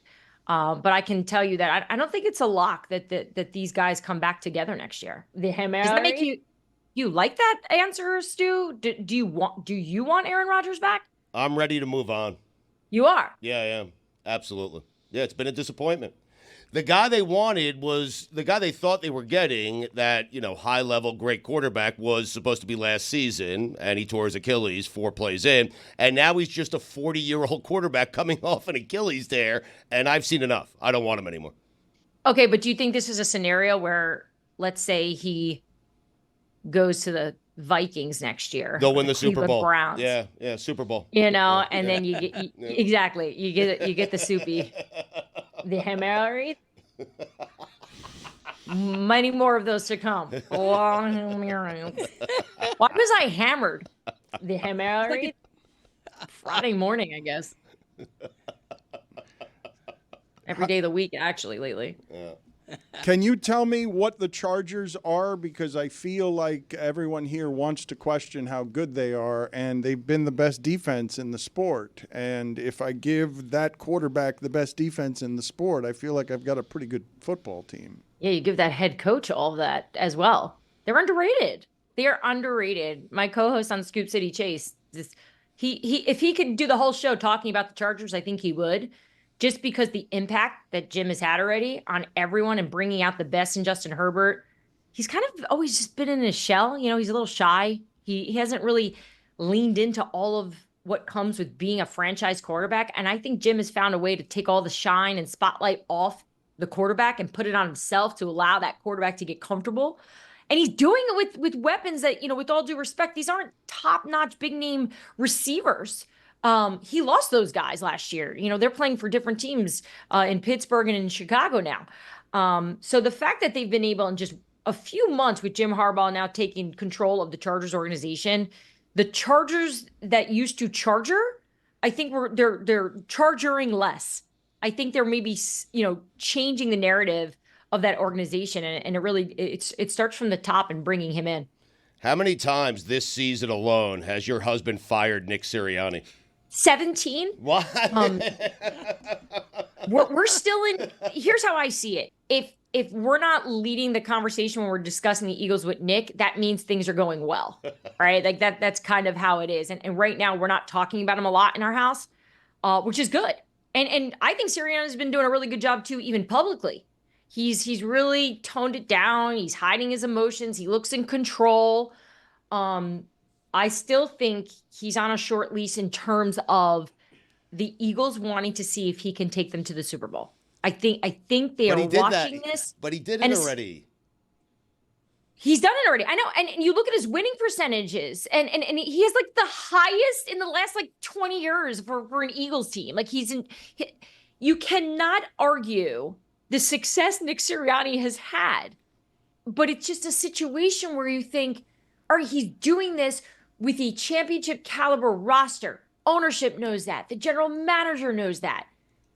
Is this going to come down to a situation later on in December, January, where they're going to lose a game because of Nick? I don't know. And I don't think that's off the table. I think we've all thought of it, is this guy going to cost the Eagles? So for now, the vibes are high, though. Derrick Henry, Saquon, Joe Mixon last night. Are we seeing a running back renaissance that's going to continue in the NFL? Look, you look at Tony Pollard too. That's what I saw last night in terms. Tony Pollard wasn't out there, obviously. He used to play with the Cowboys, and now he's with the Titans, and he's one of the Titans' best players. I know we talk a lot about that Derrick Henry move that the Dallas Cowboys didn't make. Letting Tony Pollard go, to me, was, I think, the bigger issue that they have, because they could certainly use him now in the run game. I think running backs went out of style for a minute there because of the way they were getting paid. But now with the emergence of Saquon again playing the best football he's ever played since he's been a pro, Derrick Henry looking like he's 23, I think they've helped their market. I think this is going to be an offseason. When we're talking free agency here on this show, we're not going to be doing what we did a few years ago, which was, oh man, nobody wants to pay this guy. I think now teams know the run. I want to see more of that impersonation. Who is that? What is happening with that person? Which general manager in football stands there like this? Like, I'm not paying him. I'm not doing that. Nobody's doing it. I don't understand. I'd like it if more I did. don't understand why you did it that way. I was confused. I don't know these voices because here, for me to live in the space I live in with dealing with people in this league, I have to imagine them as these like cartoon characters. They're not human beings. Because if they're human beings, then I handle my business differently. So they're these characters. So that's what I just imagine Trent Baalke just doing this and making calls. It's like my way of not liking them, I guess. Keep them far away from me. What did you read here interesting about Bills Chiefs? What did I learn about Bills Chiefs? Just anyone saying anything interesting. There's a lot of coverage of Bills Chiefs, a lot of people making assessments of Josh Allen was better on this fourth down play, and then therefore I think this, and this. What were the things that were interesting to you about Bills Chiefs? Because Stugotz was doing something that a lot of people were doing after that game. The Chiefs are like, okay, you can have that one. We'll let you have one during the regular season. The Chiefs are laughing at him. We'll see you guys in the playoffs as if the Chiefs are that good this year, which they're not. I don't think they're as good. Whoa. I don't think they're as good as the Bills this year. The Chiefs are winning on defense again and special teams, right? Their offense is not as good as they should be at this point. And it's funny, you look at the Bills and Josh Allen is doing what Patrick Mahomes was doing a few years ago when he didn't have any weapons, right? It's like they flip-flopped. And now Patrick's got choices and options and players to throw to. And Josh is making magic out of nothing and carrying this team on his own shoulders as we saw. So, yeah, I don't think the Chiefs are sitting there going, yeah, that's a gimme, just take it. We'll see you in the playoffs. I think the Bills are better than anyone expected, and they're riding this momentum. What do you make of what it is the Giants did with Daniel Jones? I don't think it was as easy as a decision as it probably appears. It had to happen. No one was shocked that they benched Daniel Jones. I know I talked to you guys last week, and aggregators picked it all up and took my words of, hey, I know there's conversations being had right now about what they want to do. There is an option of maybe sticking with Daniel a few more weeks because I knew of the quarterback situations as the backups, perhaps maybe not being ready. But obviously they chose the smart business decision for the New York Giants, right? Which is to bench Daniel Jones, knowing that they've got this injury guarantee that they would have to deal with. And so, you know, the book is closed on Daniel Jones in New York, and we'll see if he'll be able to find another team and pull off a Baker Mayfield, Sam Darnold situation where maybe a different environment, a new place will be better for him. I think and now it's Tommy DeVito. I think you just said they're back up. Tommy DeVito, baby. There it is. Sean Stellato is with us. The agent for Tommy DeVito is with us. What did you think of her assessments that the backups weren't looking up to snuff? What is this woman talking about? Hey, she knows what she's talking about. I mean, everyone's entitled to their opinion, and she's been doing it a long time. But I guess we'll see. We're excited for the opportunity. And look, it's a parity-driven league. And, you know, there's guys that are second and third stringers that sometimes they get an opportunity. The rest is history. But we're excited for that opportunity. And, you know, the goal is to win football games and be employed there for a long time. I believe that you were just gentle with her because the Italians stick together. I believe is what's happening. Couple of there. Italians cutting it up. We do. I am a girl dad, and you're right. The Italians do stick together. We stick together. I have never met Sean, guys. Full disclosure, I've never even reached out to him, which is bad business by me as a journalist covering this league. He's a top dog in this game as an agent. I think I have a problem with Sean because I've dated like 65 Seans.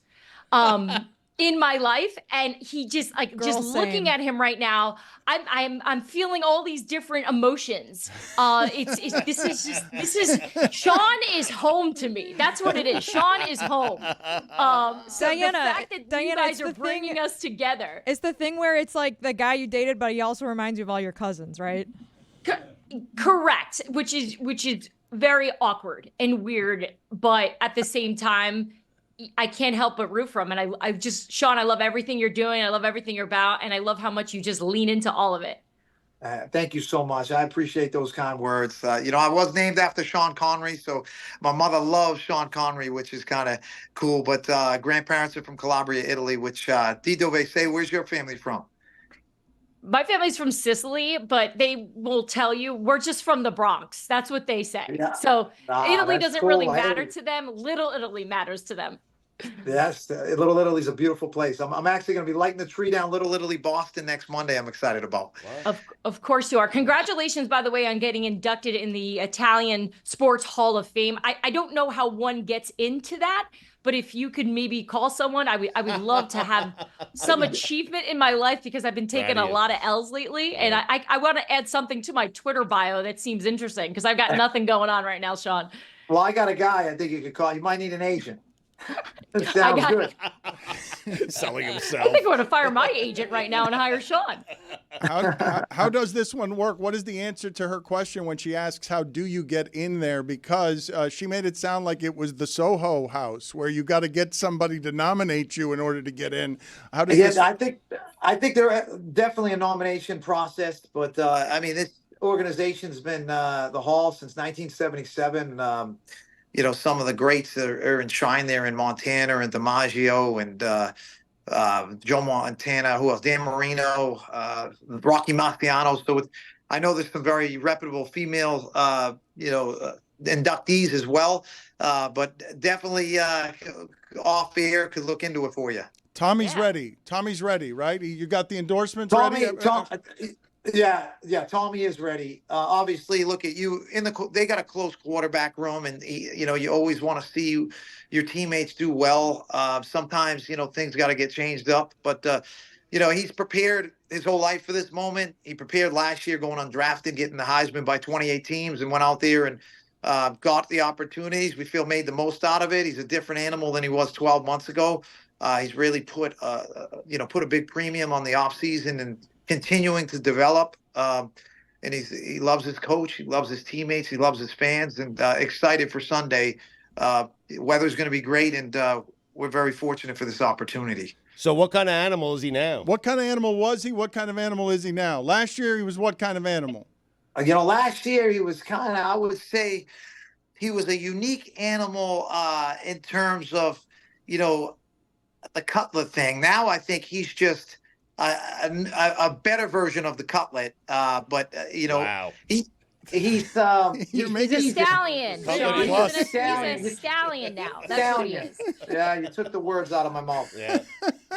I literally just handed out about 500 boxes of turkeys to the needy out in Jersey, and so I apologize about the attire. I know you probably want to see a better drip, but no, it's a good drip. No, it's a good drip.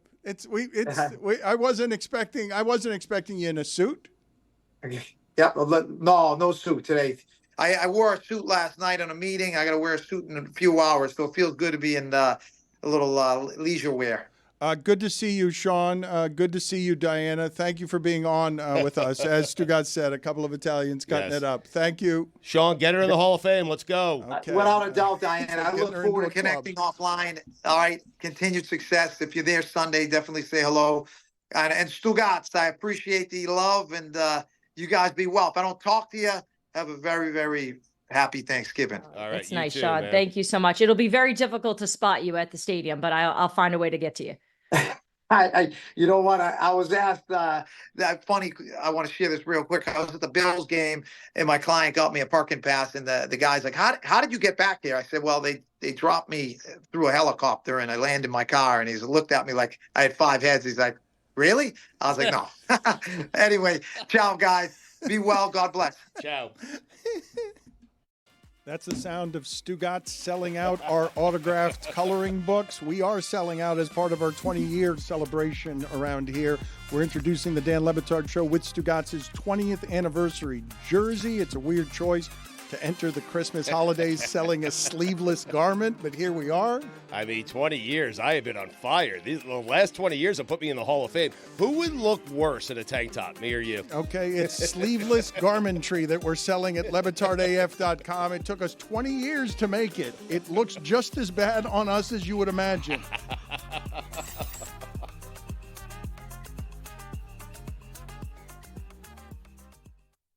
Dan, stay away from my mom. And Mom, you shouldn't have did what you did to Dad.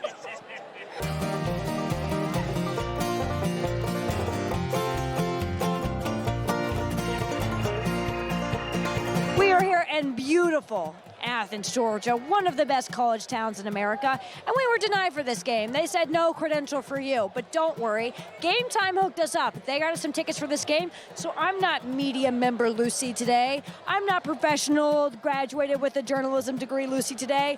I'm just a Georgia Bulldog today, and I'm having the time of my life.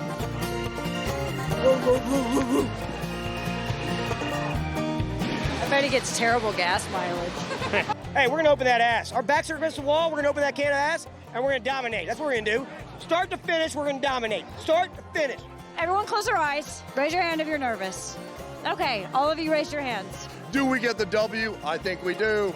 Whoa! Little of that, shake and bake. You know what I'm saying? How many bars are in Athens? Do you guys know? In the 8. I think it's the most per capita. I am underage, so I do not go downtown. No, he's never done that. I'm a good Christian man. I do not go downtown. Never done that. So Athens has more bars per capita than any city in the country. So there are typical tailgates here, but a lot of the fans just go to the bars. And if the fans are going to the bars, then we should go to the bars. And if we're going to the bars, we might as well get a drink, you know, like we're at the bars. I can manage it. I believe in my heart I'm very good at holding my liquor. No one's ever actually said that to me, though, and I have no evidence to support that. I gotta tell you, this place looks very familiar. I feel very at home here.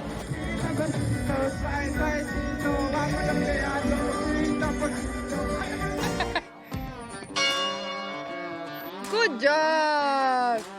I was told to surprise you real quick. Whoa, do you see that, Rose? Zoom in. That's a dog. How do we feel about the game today? My mom went to Tennessee and we haven't talked in 3 months. But that has nothing to do with the game. We've had a lot of problems with drops this year. So, like, just like Graham's dad used to drop the ball in his parents' marriage. What about my parents' divorce? Do you have thoughts on that? I have thoughts about my own parents' divorce. Love is dead in our families, but love is not dead with the dogs. Okay. I love when Carson Beck actually throws it to he throws it to your team. He started dating one of the Cavanagh twins.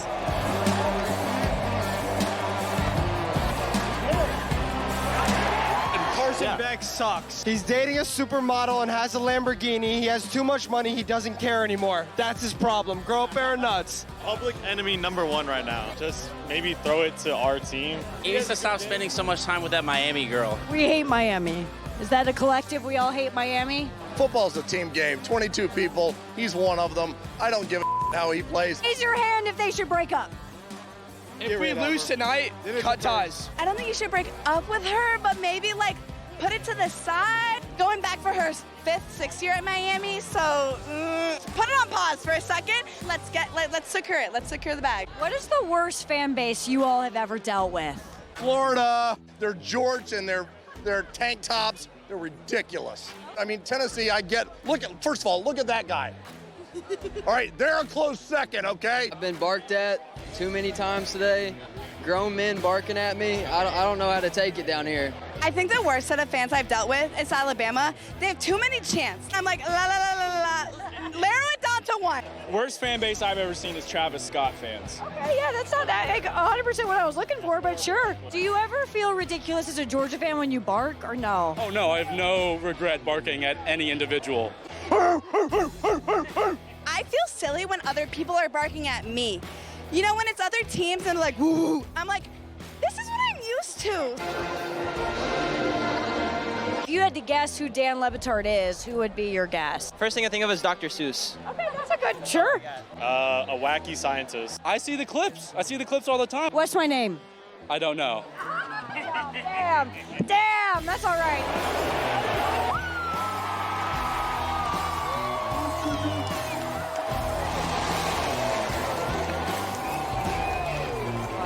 So you may be wondering, what was the fan experience like for me? Well, this is our first game that we're not media credentialed. We're just fans, living it up, having a good time, and no one offered us anything, like nothing to drink.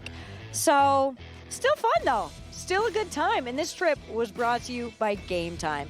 Download the Game Time app, use code Lucy for $20 off your first order. Terms apply. What time is it? It's game time. The seats were awesome. Thank you, Game Time. You guys imagine that those fans are totally reasonable and content about losing a couple times this season? No, no. But they're back. I mean, are they? Because they're still, by percentage, they are unlikely to make the playoff. Correct? Just simply by percentage, I assume that a 3-win SEC or 3-loss SEC team is going to get in. Well, they've only lost 2 games, right? So are you saying like they're going to lose in the SEC championship I'm assuming game? that a 3-loss SEC team might get in anyway because of the regard that people just have for the SEC. I was going to say like the playoff percentages, it's a committee that picks who's in. So ESPN all season, they've been putting these like, this team has a 60% chance of getting in if they do this or that. People are deciding this. What are they putting the percentage? I understand that there is like an algorithm that they've built that is predicting what they think will be the threshold for teams to get in based off their records and their schedules and how many games they've won and lost. But people are choosing this. And so there is a human element of brand favoritism in the college football playoff selection.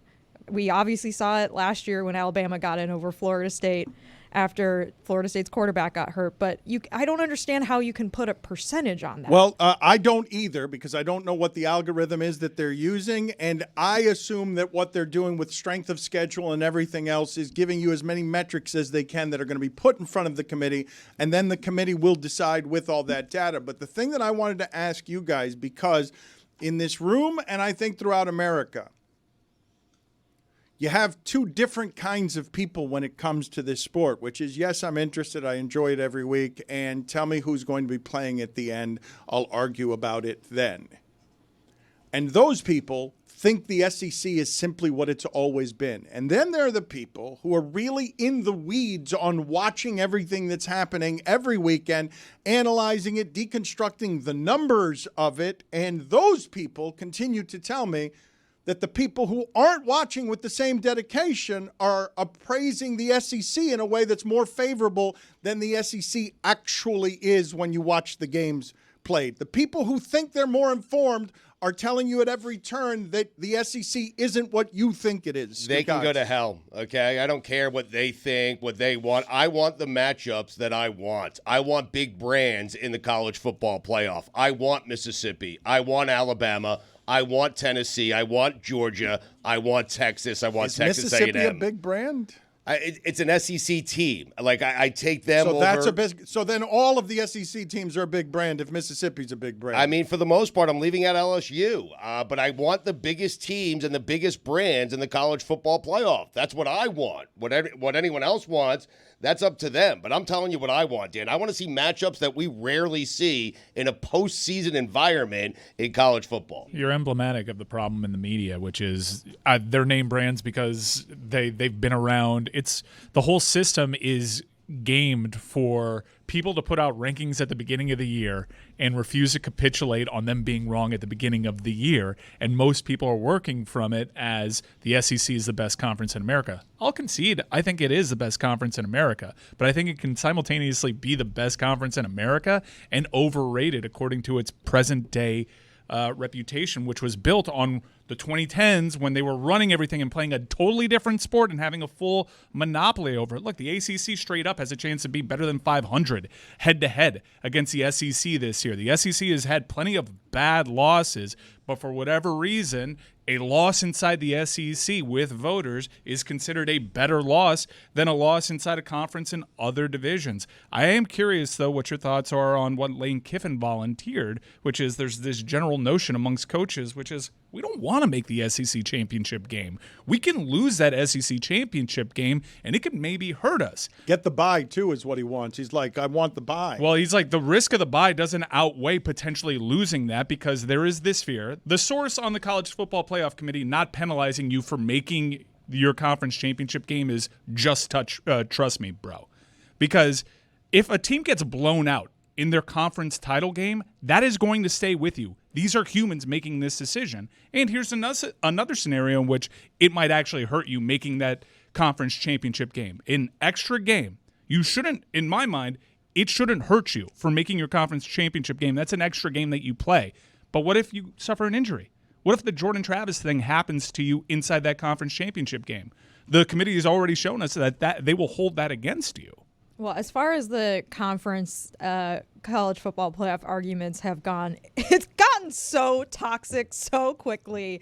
And yes, we all saw this coming, but I'm struck by the fact that we're on like week 2 and everyone it's like Big Ten fans versus SEC fans, and everyone's super angry at each other. But to go back to the conference championship point, this is something that people have brought this up since they announced the 12-team playoff, because there are teams that aren't going to play that weekend that'll get the extra week of rest that took care of business but didn't make it into the conference championship. And the conferences are so big and they are so top-heavy, especially in the Big Ten, where the scheduling has Indiana playing Ohio State, but they don't have to play Penn State this year. They don't have to play Oregon this year, where, it's probably better for Indiana if they lose to Ohio State, don't play in the conference championship game, and then make the playoff.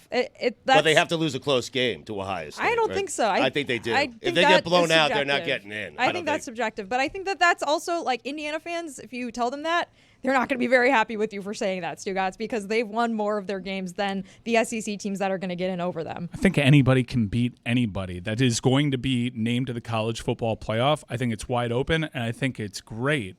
But whatever happens in that final is going to be confirmation bias. They're going to give more lotto tickets to the SEC, and there may be one ACC team in there. And because the SEC has 3 times the opportunities to win the title, everybody will point to it and say, see, best conference in America. What I'm afraid of is let's play this out. SMU, let's say they run the table for the rest of the year. Let's say BYU ends up being Big 12 champions. SMU goes to the ACC championship game against Miami and say they lose. Then their 2 losses are potentially to 2 teams inside the CFP that have buys. The committee's going to look at a 2-loss SMU now because they've lost in a conference championship game, and potentially a 3-loss SEC team. And I've got zero faith that they're going to look at that rationally and not apply their biases here. The SEC team, you're not incentivized to miss the conference championship because you'll get a bye, but if you win the SEC championship, you get a playoff bye. So you advance further, and you're going to have to play those teams in the playoffs anyways. Here's with Lane's point, they won't punish the runner-up in the SEC. The SEC doesn't have to worry about that. I get where he's thinking. I get where it's really hard for humans to deprogramming help me out here. Deprogramming themselves here. Deprogram. If they see a team blown out in that conference championship game. It's funny everyone said it at the same time. I'm sorry about that. I watched Megalopolis last night and it really just messed with me in my head. I do think, Billy, maybe it depends. Maybe it depends it depends on your conference too, right? Because there's conferences that you wouldn't get an automatic bye, and if you're not in the conference championship, you're probably not going to get in. Well, no conference gets an automatic bye. I think there is some confusion about the power conferences getting the 4 bye weeks. If Boise State or Tulane or whoever the highest ranked G5 champion is higher ranked than the Big 12 champion or the ACC champion, which theoretically could happen right now because there may be a 2 or 3 loss champion in one of those conferences.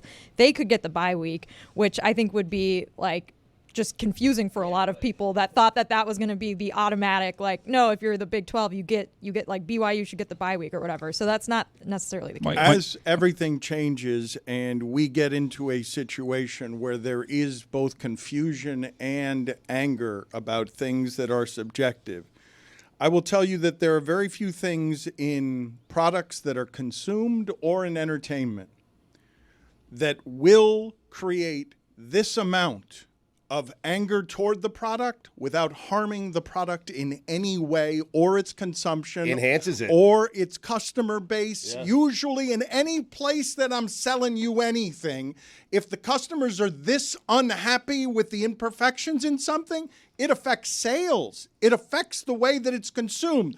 All you guys are doing by complaining about it is caring. And that is the fuel to everything in sports. Whether you're applauding the Cowboys or you're despondent today because the roof is falling in their stadium, the thing that is valued most among customers is do they care?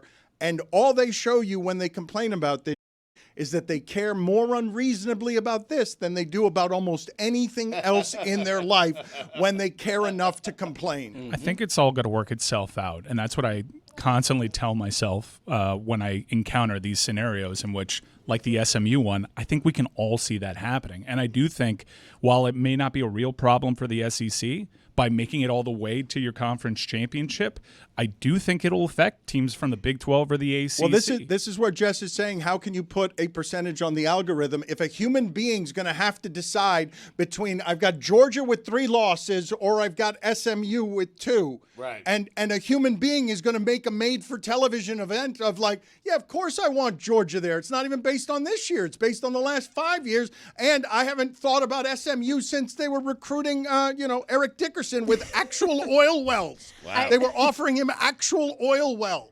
It's also humans are making the decision while conferences and pundits and all of these different head coaches and players are lobbying their case towards them all season long. I don't know if you watched Kirby Smart's interview after the Tennessee game, but he said on the side or like on the field in his post-game interview, like, this is the hardest environment to play in. I dare the committee to come down here and play in a game or something like that. Like, he was like already super fired up about the rankings, even though it's like this is like we haven't done the final ranking yet. Like, there's nothing to be that upset about after the second week of rankings.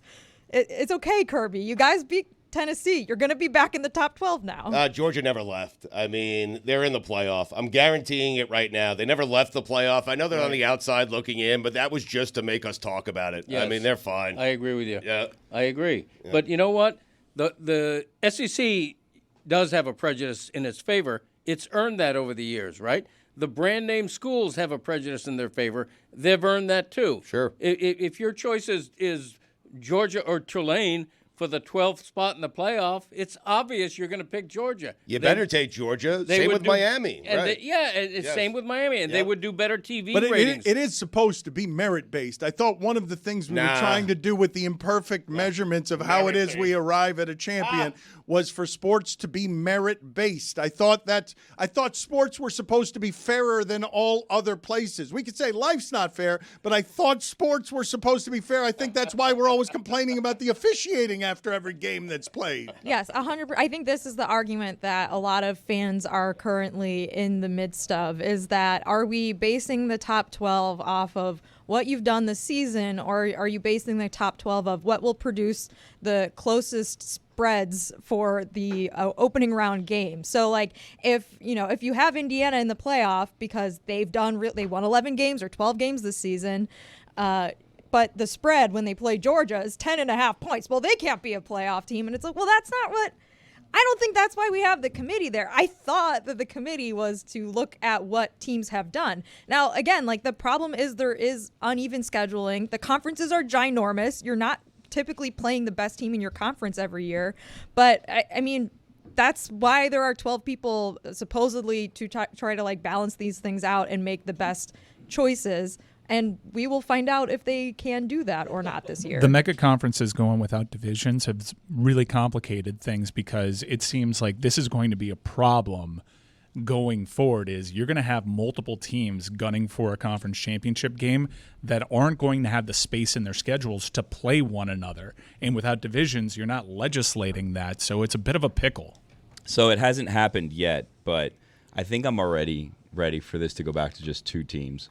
Like, just tell us the 2 teams that are playing for the national championship. Whoever's Bring back the undefeated. computers. Bring back the let's computers. just have 2 teams, and then we only have maybe 2-3 teams upset about not making it to the championship, not 56 different fan bases thinking that they deserve to be in the top 12.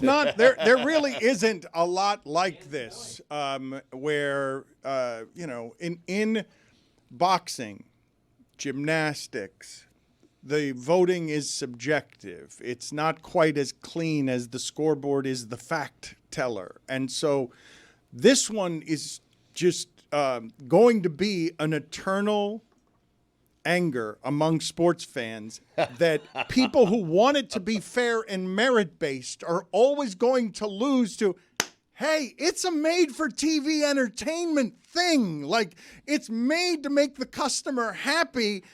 SMU, don't care that much that you're SMU because all of the biases are poured into what makes the best television product. Right. What gets me the most eyes, and I get why the purists, the people who actually care about college football the most are like, really? You're going to give this to the people like Stugotz who still thinks Alabama's the best team in the country and that should be 12 teams in the tournament that have beaten Alabama? And they will, because they've gotten that fan with SMU. They don't have me. I mean, if you want to get the most possible viewers, don't put SMU in there. Okay. I'm telling you, right? But give me Georgia, give me Mississippi, give me anyone other than SMU. That is a big responsibility of this committee to provide me with a playoff that I want to see.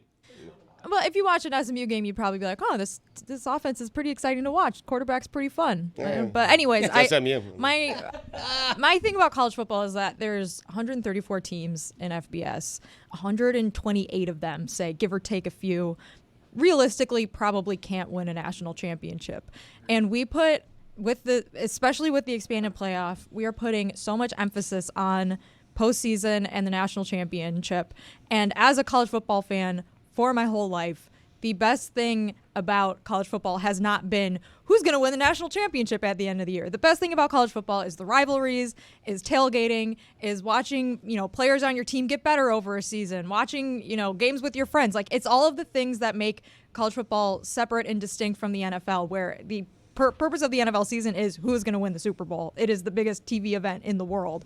That is not for my life been, and my team's been in the playoff twice and has been in a national championship and in we'll the be last in again 10 this year. years. Hopefully, and every year. Big game against Army this week. I love to see a left guard develop. But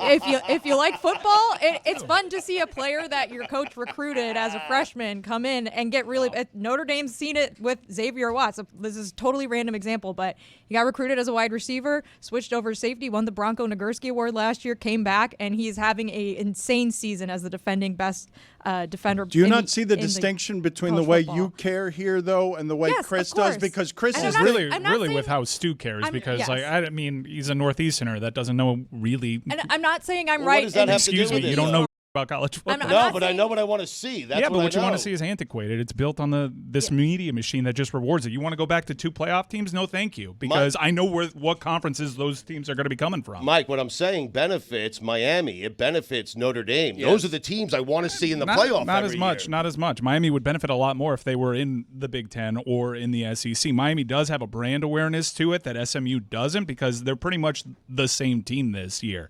And the rankings don't bear that out. And the projections that always have Miami at number 3 doesn't bear that out. And it's pretty disrespectful to SMU, who just ran into a major conference and is now seemingly headed to Charlotte. I'm really enjoying this year. I think the games have been good. I love playoff eliminators like LSU and Florida had with LSU, because the committee always seems to reward them. I think the games have been great, and I'm really looking forward to a 12-team playoff in a year where I genuinely don't know what the best team in the nation is. Right. Obviously, winning is important. That winning in the postseason is important. Winning a national championship is super important. But if everyone only cared about winning a national championship, there would be no fans of those other 120 teams.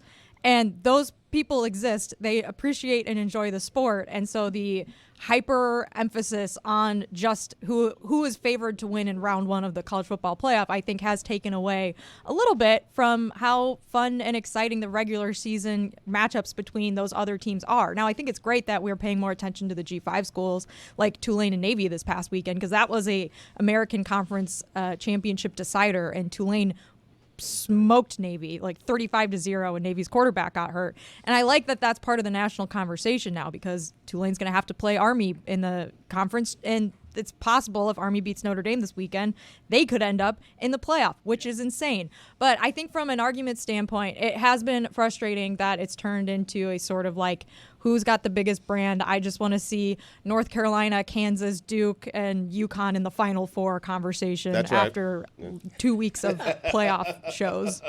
And I shouldn't be that dismissive of SMU. I've been surprised, and shouldn't be, that they would have the money to get in the game last year with great defense, this year playing totally differently than they played last year, because they've been able to keep up with the spending that keeps them competitive. So I shouldn't just dismiss them. But the way that Stugotz and I think Cote are doing this reputationally with the SEC doesn't really allow a lot of space to be surprised by new blood. Here's what I think. I love the college football playoff at 12 teams. Love it, love it, love it. And the main reason is that fundamentally I agree with Stugotz. I want the brand names. I want the legacy schools, the Alabamas, the Miamis. But I also want the alternative. I want the Indianas. I want the BYUs, the teams that would have no chance if this were still a Chris Final Cote Four. just threw his hands up in the air and screamed, "What is happening?" I mean, so you want everyone in. But so he it should gets be more than that. 12. But he does get on. with the 12 team. No, here's what I want. Okay, if it's an NCAA Final Four, I want the 3 great schools, okay? I want the Duke and the North Carolina, but I also want a Cinderella in there. Right, like okay? Army. Yes. And in my Final 12, in the CFP, I want all the big legacy brand name schools that are going to get the TV ratings, but I also want the 2 or 3 Cinderellas, the Indianas, the BYUs. It's the perfect blend. And the fact that we're debating all this is wonderful for college football. You should It's be great. on the committee. I should be on the committee. Yeah, I think the other thing about Indiana specifically is that if you're going to, take points away from them because their schedule wasn't very difficult. Well, they did play the defending national champions, and they beat them, and it's not their fault that Michigan sucks this year and doesn't have a quarterback. I know, but Jess, their And strength of FIU. schedule is 106th All right, in the country. We'll see in the next couple of weeks. Yeah, like just we'll see put this that week point for them. aside. They're on paper, their schedule looked more difficult before the season started, but you can only play the games on your schedule. They still have their hardest game of the season this upcoming weekend. But it's very difficult, I think, to make these points about like, well, this team's better than Indiana because X, Y, and Z, when Indiana, no one expected them to be this good this year. They are this good because their head coach imported a ton of transfers from his old school to Indiana. They've started meshing really well and playing really well together. And so putting any sort of like, it's impossible to do preseason projections for a team like Indiana this season. And so they're almost getting like penalized for not, having people know how good they were going to be. And so if you're going to do that to Indiana, like, it'll be interesting to see if that ever happens to an SEC team that cobbles together a bunch of transfers with a brand new first-year head coach, and if they're going to get discounted for it too, because it just feels like this is like a very unfair argument to make about a team that's been wildly successful this season out of nowhere. Jess was right. You can only play the teams on your schedule. But what if you could play teams that were not on your schedule? I propose in week 10 of every season, we institute swap week. Love it. Every team, if they choose, can opt to swap out of the game that they have week 10 of their schedule to better their chances of making the playoffs. Or if a team is crushing it so much that they're like, we don't even need any more impressive games, you could downgrade a game. Well, like, but hey, then, I'm doing so well. But the committee will then not only judge your performance in the game, they'll also judge how you chose to treat swap week. Yeah. Did you want to keep the same strength of schedule? Right. Did you want to strengthen your schedule? Did you want an easy bye week situation here? Yep. How would you choose to handle swap week? You don't do it at the end of the year, because at the end of the year you have the conference championships and all that, and you have some of the rivalry games, you have those things. Week 10 is prime for the picking. You make it now a thing every October, November, whenever week 10 is, swap week. Well done. That's a good idea. Yeah. Thank you know, another option would be a team can end their season at any point in the season. In other words, if you start 5-0, you can say, you know what, I want to be judged on 5-0. Okay. Vanderbilt would be in the playoff if they stopped their season the day after they beat Alabama. That would be a wonderful option. It's something the committee would have to consider. Yeah, I mean, last game they played, they beat Alabama. Yeah, I mean, all of a sudden Miami goes, you know what, we're not going to play the last 3 games. Judge me on 9-1. So you guys have the analysis. So Vanderbilt starts 5-0 and beats Alabama in Game 5. We're done. And you have the next day. Oh, you got to be careful here. Vanderbilt's going to forfeit the rest of its games. What you don't know, you don't know, Dan. I mean, not a forfeit. It's not a forfeit, because that shows up as a loss. They just have decided we're not playing anymore. Yes. Why would Miami stop at 9-1 when they lost? Well, now they wouldn't. Because what if they lose next week to Wake Forest? They're just going to lose to Wake maybe Forest. Stop at I think they should stop after 11-1. No. Right. They could lose at Syracuse. Here's the thing. Had they gone 8-1 and they head into week 10 swap week, then they can add an opponent there that's really going to boost their resume. I've never seen Mike angrier.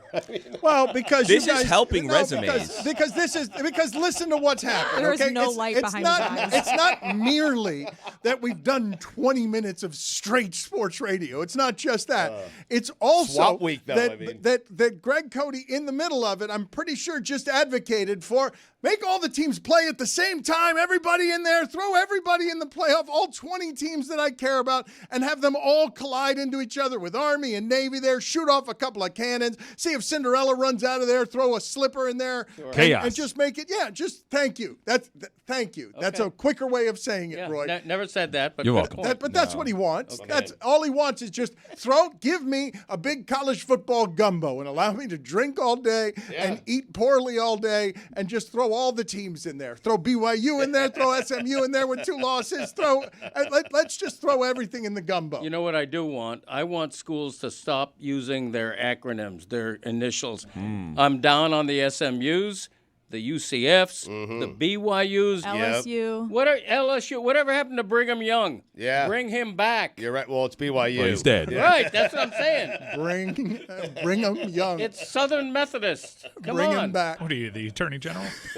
You're ridiculous. Hey. Florida Atlantic. When did we go from Florida Atlantic to FAU? Texas Christian. Well, it's FIU, right? Like nobody Yes, says that's Florida another- International. That's a different. You know what school. Army is, Greg? Army is Army. Yeah, exactly. Yeah, thank you. It's like I don't go through life demanding to be called GPC. Yeah. You know, quit using initials, college football teams. What is your middle name? Paul. Yeah. Okay, I forgot that. I'm sorry. Named after GPC. my Uncle Paul. Oh, Uncle Paul. Yeah. Brigham Young died in 1877. That's right. When Let's Greg bring was him born. alive. Yeah. Yeah. Mm-hmm.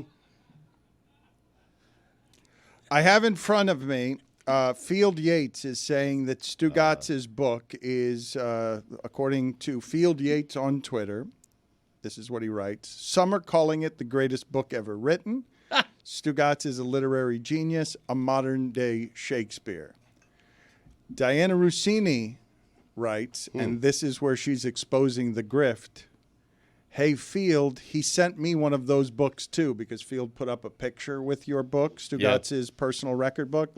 He sent me one, too. When I opened the note, I thought it would be a personalized letter thanking us for all the years of support and love. Instead, it was an obviously photocopied note asking us to make sure to post about the book. Yeah. Tight budget. I mean. Dianna Russini shouldn't be sharing with people that that behind the scenes you are not even writing personalized notes to people who you asked to write for your book. I have plenty of things planned for all the people who have contributed to Stugotz's personal record book. Wow. Every single one of them, and they will receive a personalized letter from me or a phone call, depending on which is easier and how busy I am. I mean, They will. They will. They will. They will. So far, plenty of people haven't. Look forward to it. I didn't even They get a haven't. book. That doesn't mean they won't. They just haven't. It's not out yet. It kind of means they won't. Right. No, it doesn't. It doesn't. It does. Speaking of controversial shamelessness, we have a genuine controversy around John Stamos. What? That I want to get to next.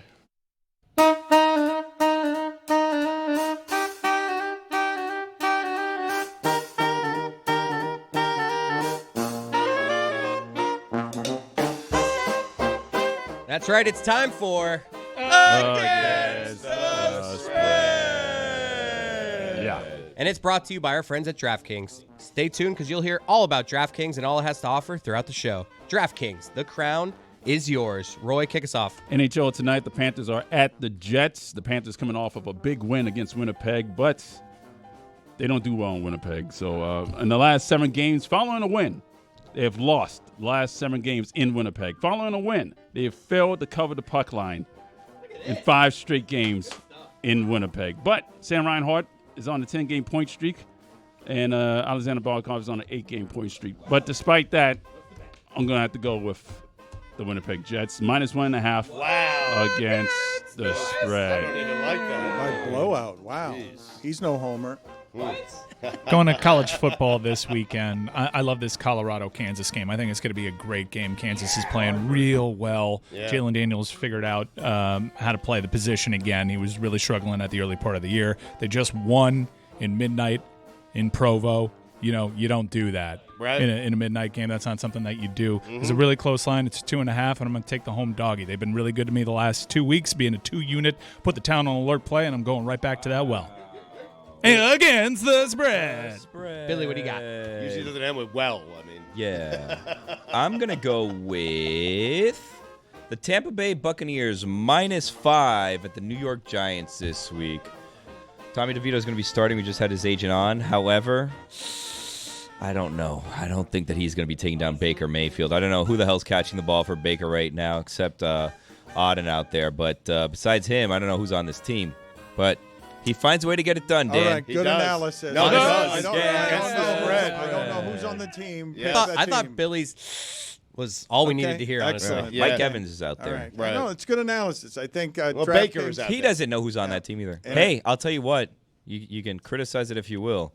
Only one person on here had the cojones, if you will, to take the Bills over the Chiefs last weekend against the spread. And you're looking at who that person is right now. What's your record picking games again? Oh, and against the spread?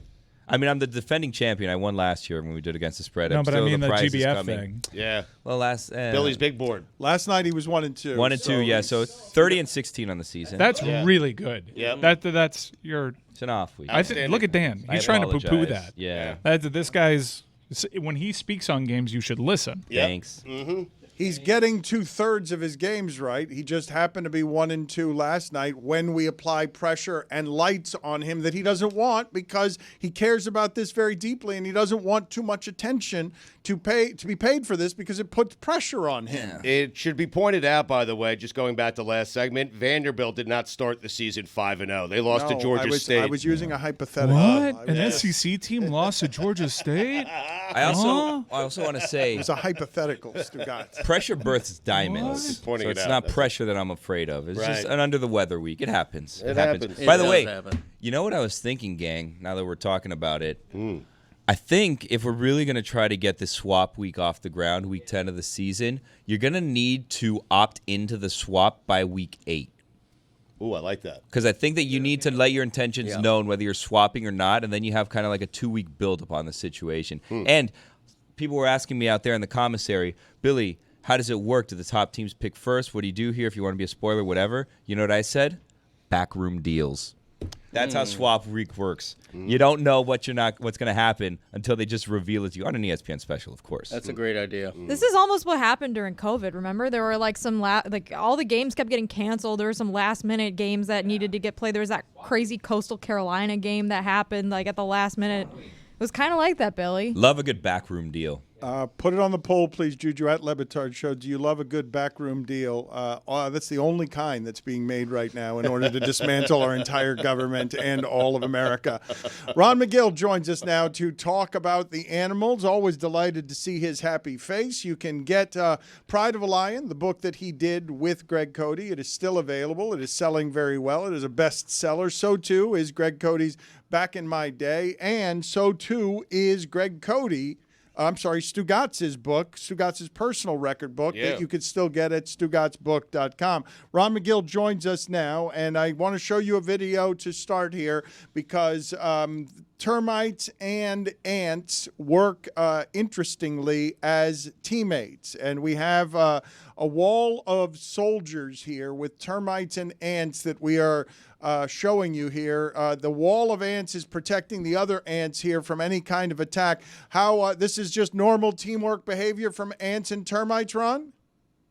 You know, Dan, I got to be honest with you. I'm not sure. I'm not that familiar with ants and termites other than that, they will dominate the world eventually, that they're the weight of ants and termites far surpasses the weight of all human beings on the planet. Wow. But I don't know of ants and termites working collaboratively that way, except one protecting against the other. Not sure. Put it on the poll, please, Juju. Will ants and termites rule the world?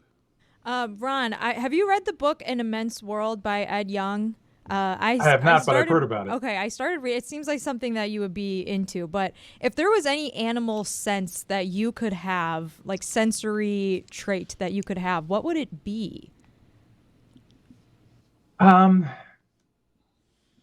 I guess I'd love to have the sight of an eagle, the sight of a bird of prey. I mean, this is a bird that, to put it in perspective, if you had the eyes of an eagle, you could read a newspaper 100 yards away. Ron, there's been a lot of talk in the college football community about maybe implementing a swap week. It has me wondering, at zoos, oftentimes animals are on loan. Is there ever like a barter system when you loan animals? So like you say, like, we'll loan you a panda I know is like property of China, but like I'll loan you a kangaroo in exchange for 2 jaguars or something like that. How does that work? That it can happen that way. We can do that. We can sometimes exchange the same species of animal just to get a different bloodline. You know, we might have a male giraffe that is offspring of our herd, and we need to get new bloodline in there. So we may call, the Memphis Zoo out of just grabbing out of the air and say, listen, we'll trade our male giraffe for your male giraffe, depending on what the stud book says. You know, we have stud books. Basically, stud books are kind of like computerized dating. They tell us which animals should be paired with what other animals to keep the healthiest bloodline. So zoos do exchange the same animals back and forth. We have animals that are acquired through what we call exhibit loans, where we're just putting an animal out there on exhibit. It might be surplus to another zoo, but we can use it on our habitat here and be here strictly as an exhibit loan. We have breeding loans, where if they come over as a breeding loan, let's say we take a male gorilla to put with a female gorilla here at the zoo, the way that works out is that we would get the first, third, fifth, and so on offspring.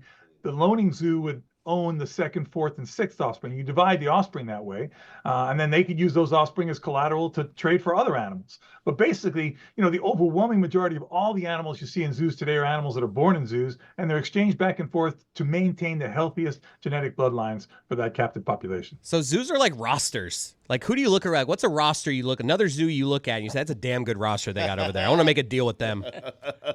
It's not necessarily that we make that decision. That decision is sometimes made at a higher level. Again, the stud bookkeeper, who would kind of be the general manager of that species, would say, okay, you know what? This male needs to go to that zoo to be with that female because according to their bloodlines, they're going to produce the most genetically viable offspring. So do they make animals like free agents? They just list them in this stud book? Like they put them out on... Are they on like a Tinder They're app? like on waivers, essentially. Well, yes, we do put out surplus lists. Zoos put out surplus lists on what is surplus to their collection. And we work with the AZA, the Association of Zoos and Aquariums. So they have great communication between the institutions to see who needs what. And they work with the stud bookkeepers throughout the AZA. And all those recommendations are made collaboratively. The zoos, accredited zoos don't work as little islands on themselves. They all work together with the other accredited zoos to maintain the best populations under human care. So you don't get into like bidding wars with other zoos? No, we don't get it. No bidding wars. What's the worst? As a matter of fact, it's rare that zoos actually pay money to other zoos. They're all done basically on different types of loan agreements: exhibit loan, breeding loan, that type of thing. What's the worst trade you ever made? You gave up like a veteran rhino, you got like a young giraffe, but the giraffe just did not pan out. Chris, I can't think off the top of my head of anything that worked out that way. We've had some animals that we've, brought in the hopes of a breeding loan. And the bottom line is, the mate that they were paired up with didn't like that particular animal. And that's a big misconception people have. Oh, heck, they're animals. We'll put them together. They'll do what comes naturally. That's not the case at all. And a lot of these species, the animals generally have to kind of get along and like each other before you can get a successful breeding. So that's the biggest part of the challenge, is to introduce these animals to each other in a way that they accept each other, and that leads to the breeding. But oftentimes that doesn't happen. What happens if, heaven forbid, the animal dies under your care that's on loan? Well, hopefully it was something that can be accounted for. Animals, everything that lives is going to die one day. Depends where and when it dies. If the animal dies prematurely from something that could have been avoided, then, we've got a responsibility. We've got to be accountable, and we're going to have to answer to that. But generally speaking, and, as long as we provide the documentation that the animal received the proper care, that it was being, properly monitored and cared for, again, everything that lives is going to die. And just because it happens to die under your watch doesn't mean it was your fault. Perhaps. Ron, do the animals have like a Hinge app or something? That was unnecessary. What? That perhaps was not necessary there. Hey, you cover your bases after the animal dies. It just wasn't needed. I don't know what. Perhaps. I don't know well what done, you're talking Stugotz. about. Ron, do the animals have like maybe a Hinge or a Tinder where they can swipe and they're like, ooh, that giraffe at the San Diego Zoo looks like my type. I don't want to go to the zoo in Tulsa. I don't like that one. Not cute. Yeah, Jess, the bottom line is animals, unfortunately, the only time they get to make the decision is when we introduce them. They don't get to look at a video screen and go, oh, yeah, he's hot or she's great. No, that's that. We make that decision initially. We introduce them, and then we find out whether we made the right decision or not. What percentage of time, roughly, when you put animals together, do they successfully breed? Like when you say this is a challenge and it's part of what it is that you do, what's the success rate? I would say between 60 and 70%, somewhere in that neighborhood. Okay, so more often than not, that's an efficient offense if you're a football team. That's pretty good. That's pretty good, all things considered. Do you set up like a blanket, put a nice dinner together for them so they can really get to know each other? Listen, it also depends on the species, guys. You put a couple of rabbits together, you're going to get baby rabbits right away. Put two pandas together, that's a much bigger challenge. When you take into consideration, listen, a female panda can only get pregnant 3 days in the entire year. What? Okay. That's the only window she has to get pregnant. 3 days in the entire year. Wow. You have to figure out when is the right time to put the male in with her because they're normally solitary animals. They don't want to be with each other until that time comes. So you've got to be studying the urine of the female, find out the hormone level to find out if she's in fact cycling, and then you can put them together. And then they might not be successful anyway because she might say, he's ugly, I don't want to have anything to do with him. So there's a big challenge. It depends on the species. But if you're going to look generally overall speaking, I think between 60 and 70% of pairings that are done in accredited institutions can be successful. He also, he could have bad swimmers, too. It's always the female panda that gets blamed. Sometimes the male panda, he can't do it either. You're wholeheartedly correct. We had that issue with one of our tigers that, when we finally did a electroejaculation to examine the sperm, that, yes, he had a very, very low number of effective swimmers in there. So the onus was on him. Don't shame my man like that. Ron, what's the percentage of planned breeding versus unplanned? Like, how many surprise baby animals do you get? Well, I'd like to say we get very few. I don't know of any surprise baby animals that we've had here at the zoo in the last several years. Every one of these births is pretty carefully planned, knowing where these offspring are to end up. And that's one of the big responsibilities. Hence, we have a very effective birth control program here. We've got animals that have either been vasectomized. We've got animals that are on birth control pills. We got animals that are on birth control implants where, you implant the thing and it kind of time releases hormones to convince the female she's pregnant so she never ovulates. So these birth control programs are very clearly and carefully planned. And once we say, okay, the St. Louis Zoo needs a new giraffe, we have a place to put a baby giraffe. Okay, put them together. Let's see if we can get lucky there. And then we know where that baby's going. But, that's the difference between accredited institutions and sometimes non-accredited institutions where they're just breeding to get babies because they want to come in to bring people in to see the baby animals and take pictures and draw the gate. Whereas we as accredited institutions have a moral responsibility to make sure there's a good place for every baby that's born. Ron, I know many times over the years you grow emotionally attached to animals at the zoo, and when they pass away, sometimes you're even brought to tears. What's the opposite situation? What are the big major breeds of animals at the zoo that it's very tough to get close to? That over, you know what I'm saying? Like if they pass away, you're like, too bad, but. I don't know if we ever just say, but it basically it correlates with the intelligence of the animal and the most that we can relate to it. People, I guess, do not have like major depressions in funerals if, let's say, a lizard dies or a snake dies, as opposed to a gorilla, or a koala, or something that people tend to associate more with affection and a connection that way. So, of course, invertebrates, there comes a time where we actually we have tropical roaches that we have in our tropical forest that, as they reproduce at a very, very rapid rate, we actually use some of them as food for other animals. So we're actually submitting them to become food for animals. So not only are we not crying over their death, but we're causing their death. Put it, please, as the program description, electroejaculation. It is not a phrase I had heard before this episode. I'm always learning about things on this episode. But you're intrigued by it, Dan. Well, so are you. I want to know more. Jess, I noticed that you sprung into action there a little bit. I was not the only one interested in electroejaculation. Smetty. That's basically taking an electric probe and putting it up the rectum. No, we got it. Yeah, we got it. Yep, All yep. right. No wanna hear problems that. understanding that For those who whatsoever. don't get It's it. totally understood science. exactly what was happening. It is science. That is correct. Ron, thank you for being on with us. We appreciate it. Always a pleasure, Only guys. Have a great interested in day. that because it is science. That is the scientific description. Roy has been so efficient Yes, today. very, very small windows. He has worked well. He has used one word where I am using 50. I want to get to this John Stamos story, though, because Chris Cote had a lot of opinions about this. And I was looking at him and I was listening to him.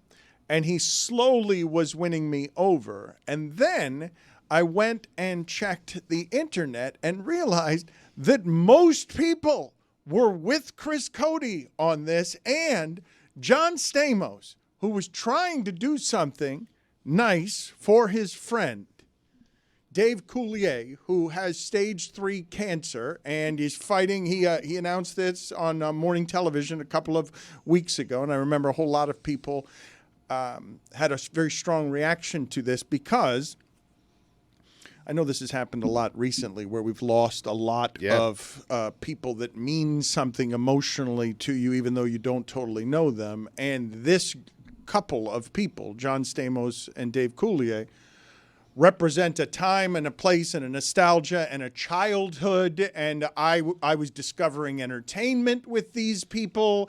I grew up in some ways around these people on television. And Stamos famously doesn't age. Just every time you look at Stamos, you don't understand how he's one of the few people in all of fame that doesn't seem to look any older. But if you've seen this act of solidarity here from John Stamos, he's wearing a bald cap while he's with Dave Coulier, and everyone sees that it's a bald cap. And Stamos has famous hair, right? So he is bringing attention to the fact that he's not doing the thing that everyone wants him to do, which is now pressure him to shave the hair. That's not an act of solidarity. That's you wearing a costume. Look, I saw this headline, People magazine. They had the picture of them together, and my first thought was, I just learned about the Dave Coulier cancer thing. I was like, oh my God, that's terrible. What a cool thing John Stamos is doing, showing solidarity. And then I read the fine print, and I'm like, he didn't do the thing. He just put on a bald cap. Look, he's still supporting his friend, but I'm just picturing John Stamos afterwards whipping it off, walking into the bathroom and just like being like, all right, we're good to go here. All right, we're good to go before we get out of here. Can't look ridiculous walking out of here. It's not really a sacrifice. It's a photo op. It's just... Yeah. My point is photo op. I'm giving voice to the internet. Billy, do not take the easy position on the other side of this. Oh, I absolutely agree with Chris. If you want to support your friend, support your friend. Go all out and shave your head. Like if he's going through a difficult time. If you care about him enough, you'll support him to the point where you will shave off that luscious hair. I don't really want to judge someone else's support. The Colts cheerleaders shaved their heads when Chuck Pagano had cancer. Or did they wear bald caps? No, they shaved their heads. Well, there you go. Yeah. That's hard to believe. What? Which it's part? hard to believe. Wait, the Stamos or the... That the cheerleaders shaved their heads? No, they did. I'll find pictures. I want to see a photo. Okay. Just sickening from you folks. He could have just sat idly by and not done anything, and you would have just assumed he loved his friend, was going to support him no matter what. Just didn't have to shave his head. No one was clamoring for him to shave his head before this photo op. I would have been, if he was just fully with his hair, just supporting his friend. So you'd rather him do nothing? I would honestly, I think I'd support. I'm good with him just having his hair, though, because he still has his hair. Yes, but he did next to nothing, which is a little bit better. Look, my reaction to it was it's just my guttural reaction. I'm not judging it. I love John Stamos. I love Dave Coulier. I hope you were Dave judging Coulier, it a little bit. I was just surprised. I was Judgy. like, it went from holy, what a nice thing. John Stamos has a great hair. I can't believe he did this. Oh, he didn't. He didn't do it. Shame on you guys. It was just my honest reaction Shame on to you guys. it. I bet you think Kirk Herbstreit's bringing that other dog around too soon, huh? Oh, no. I bet that's what you think. I was actually thinking it. Greg Cote, I don't understand why you would question as misinformation Billy's Colt story. I don't understand the point or the purpose of questioning that story. I never heard it at the time. So if you didn't hear it, it didn't happen. Yeah, I'm not sure it did. Okay, very good. And yes, Mike, I think that the dog... I appreciate your rigorous vetting process journalistically. Yeah. Herbie should have given a little buffer, a couple weeks between dogs. Right. No, first of all, your guys' Ben Herbstreit takes have now gotten me in trouble. People are commenting on my post, and they're like, shame on you for being disrespectful to Herbstreit's dog. And I was like, I was the only one that defended him, but by association with all of you, now I'm getting shit. I didn't say anything. Nothing to do with it. More, Don't not worry. you more. I don't know what you're talking about. I think it's pretty messed up with you. I just don't know. You.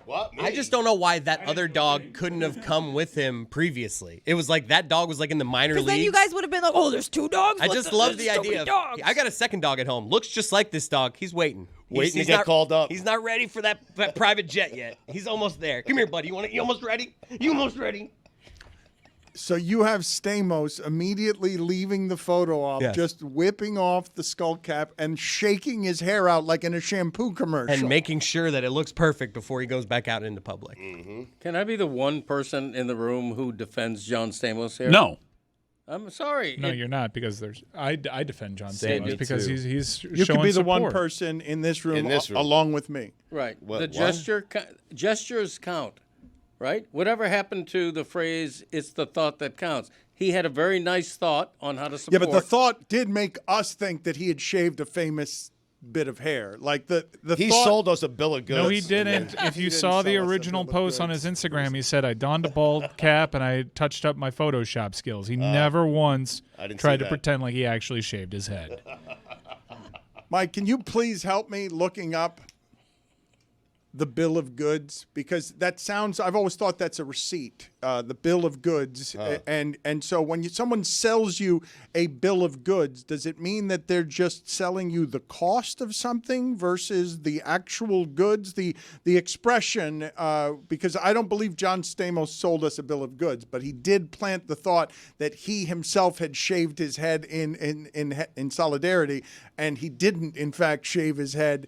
And so it then allowed the internet the opening of, wait a minute, that solidarity doesn't smell quite as much like solidarity as I need solidarity to smell. It just gets lessened for me when I'm picturing him texting his assistant, hey, can you get me a bald cap? I thought of a good idea. Whose idea was this? Like, how did this happen and then become a photo shoot is what I'm kind of wondering. Like, who alerted people, like, we got an idea? It was in People magazine. Yeah. I'm sorry. I thought it was something that was just on their Instagram account. Yeah. I feel like I've gone too far. I don't want to say it. What I was just about to say, I don't want to say it. What was it? Just say it and then we'll tell you if it was too far. Do you picture Dave Coulier like sitting in that photo? Like, is he thinking John did everything he could? This is as far as John could have gone. Or is he sitting there saying, I mean, he's saying, did John come over from the set of the Alien movie that he's doing? Because I feel terrible about this. Because he's put No, on... this is a great topic. It's an ethical conundrum for sure. Yeah. But did Dave ever think to himself, John should shave it off? This is not solidarity the way I want it. Without hair, John Stamos, not great eyebrows. I got to tell you. They both have beautiful skulls, though. He does the eyebrows. Well, that's not John's. That's the thing. We don't know. Beautiful skulls. You sound like a British surface colonist. area on those foreheads. Roy Wood Jr. is going to be with us in just a second, but I am told by Mike Ryan, and I'm afraid of what he's about to announce, that Dave Coulier has just announced something that has the potential to make Chris Cote and others on the internet who are arguing about this feel really bad, because once Dave Coulier gets in the mix, whatever he says ends up being the arbiter of all of this. He put out a statement as Chris Cote was talking. maybe he was watching. I'm sorry to see a bunch of negative comments as I've just begun my cancer journey. It's our friendship, me and John, and this is how we are handling a very tough time. I'm a comedian, and humor is what drives me. John knows how to cheer me up, and I laughed out loud when he arrived wearing a bald cap, being a true, loving friend and brother. He also goes on to say that he's heard from so many of his fans saying they've been inspired to check themselves out because if it can happen to Dave Coulier, it can happen to me, and that this is all about raising awareness to get people active in making sure they are healthy and cancer-free. He wishes nothing but love for you, though, Chris. He laughed out loud, but what was he thinking inside? Billy, you were making faces throughout that. I don't know what any of those faces meant. I think Dave Coulier is a really great guy because he said, me and John are going through something right now. It's like, no, buddy, you are. John wore a bald cap. Like, you're the one going through something. You have cancer. But his friend is also, like, that one hurts. No? They are very close. The three of them were very close, and it was very sad when Bob Saget passed away to see those two friends. They really formed a strong, true brotherhood amongst them, as they often reference, and they're often seen out together. Also, one of the top headlines on TMZ, John Stamos announces death of longtime best friend, like losing a piece of myself. So, Chris, I think you just apologize to Stamos and we move on. You were just supporting Chris, though, it seemed like. Me? I mean, No, I owe him an apology. I do. I feel bad now. I was wrong. He knows his friend. He knows what kind of support he wants. And if it's good for Dave, then it's good for me. Dave, I am sorry. John, I am sorry. All right. Roy, you want to apologize No, let's to get Roy. Let's leave. Not you, other Roy. Oh, sorry. Let's leave Roy Wood Jr. out of this. He doesn't have to apologize to anybody. He's the host of Have I Got News for You? I've told you it's good. It's on Max. It's on CNN on Saturday, and then Max on Sunday. And he's also got shows in Hawaii coming up next March. If you're making vacation plans, you comedians all have that grift, that Hawaii grift, that Hawaii grift. Like, add 3 days to each side of it. Break even trip, baby. It is a great grift, right? You spend a week paying for yourself to have a vacation and just sharpen the material in a lovely place. That's it. And they get all the stuff that I know they haven't seen on TV yet because it's Hawaii. I'm not doing new material in Hawaii. They get the polished goldie oldies. It's like going to see Elton John at the Garden, baby. Let me find one in my bag of tricks. This next joke's from 2018. Remember all the hubbubaloo about the national anthem and whether or not we should stand? This one goes out to y'all. Hullabaloo is a great word. He knows what all the funny words are. You will get his semi-sure bet of the week in a moment, but we haven't talked to you since an ominous election day where you promised us everything would be okay. Yeah, my bad. Sorry about that. That's why we call it a semi-sure bet. It didn't come home. I thought it would. That's my fault there, Dan Le Batard. I was out the country. I don't know if anyone else has been out the country yet since the election, but I will say this. You can't be a loud American anymore. I was in England, and you could be, I'm America. And British people were coming up to me like, well, what have you done? What have you done? And I'm like, first of all, I'm not Latino. Ask one of them. Because I was told they're the ones who did it, not me. Ask the white women wearing the friendship it wasn't me bracelets, which, by the way, you want to talk about a grift. That's a quality. That's right up there with those Lance Armstrong, Live Strong, even though I'm cheating bracelets. I don't think that's what they're called. They should be called that, though. To sell a group of people, hey, man, you see all that hate they throwing at your group? Wear this bracelet and trust me, black people will be perfectly fine identifying you as a proper Democratic voter. Morons. I wish I had the courage to grift merch off of political, the emotions, the political emotions in this country. I'm this close to it, Dan Le Batard. I don't want to start a media empire like you. I just want to make money off of terrible cotton T-shirts that shrink after 2 washes. 20th anniversary jerseys, LeBatardAF.com is where you get them. What do you make? What do you make, Roy, of just the systemic sort of trying to break the government of the cabinet picks? I don't think that any of the. I'll say this. You're not going to discourage Republicans from confirming Matt Gaetz by saying he's creepy. And I think one thing that the election proved is no matter how much proof you have of somebody being creepy, people are going to like who they like. You'd have better luck saying that Matt Gaetz puts pineapple on pizza and that being the type of thing that gets him, unconfirmed, if you will. But, they're going to do what they want to do. So we're along for the ride. Or if you have enough money, you can leave the country. Or if you're a broke bitch like me, you can just leave Twitter or whatever social media site you don't want to go to anymore. You're past the point of being wounded or angry by the latest development that is more absurd than the previous absurd development? You can be angry, but to run the same playbook against it is futile. Like, I really think, and it's going to take time to see how this happens, but I think at some point humor has to change to a degree. And to be critical, to show what's going on, yes, that's needed for a democratic republic when it's time for I told you so's by midterms, but to feel like you're going to reach the electorate who you didn't connect with for the general election by the same strategy of hurling insults, I don't know. We had state rep, we had Congressman Tim Burchett on our show on CNN, and it was a pretty back and forth episode in terms of the tension of it. But I felt like we were better off having him on than not having him on, and it just being, basically a media version of Blue Sky, where it's everybody seeing everything as one way and doing everything one way, and that being the singular approach. Now, I'm also not saying that you as a media organization should be going to the White House to kiss the ring of Trump, but I don't think that you should be keeping everything, just in one political box. So I don't know. I don't know how you get people to see what the hell is going on, but I think this might be one of those situations where you kind of got to sit back and just let Americans take their medicine and just go, look, this is what y'all voted for, so let's see how it goes.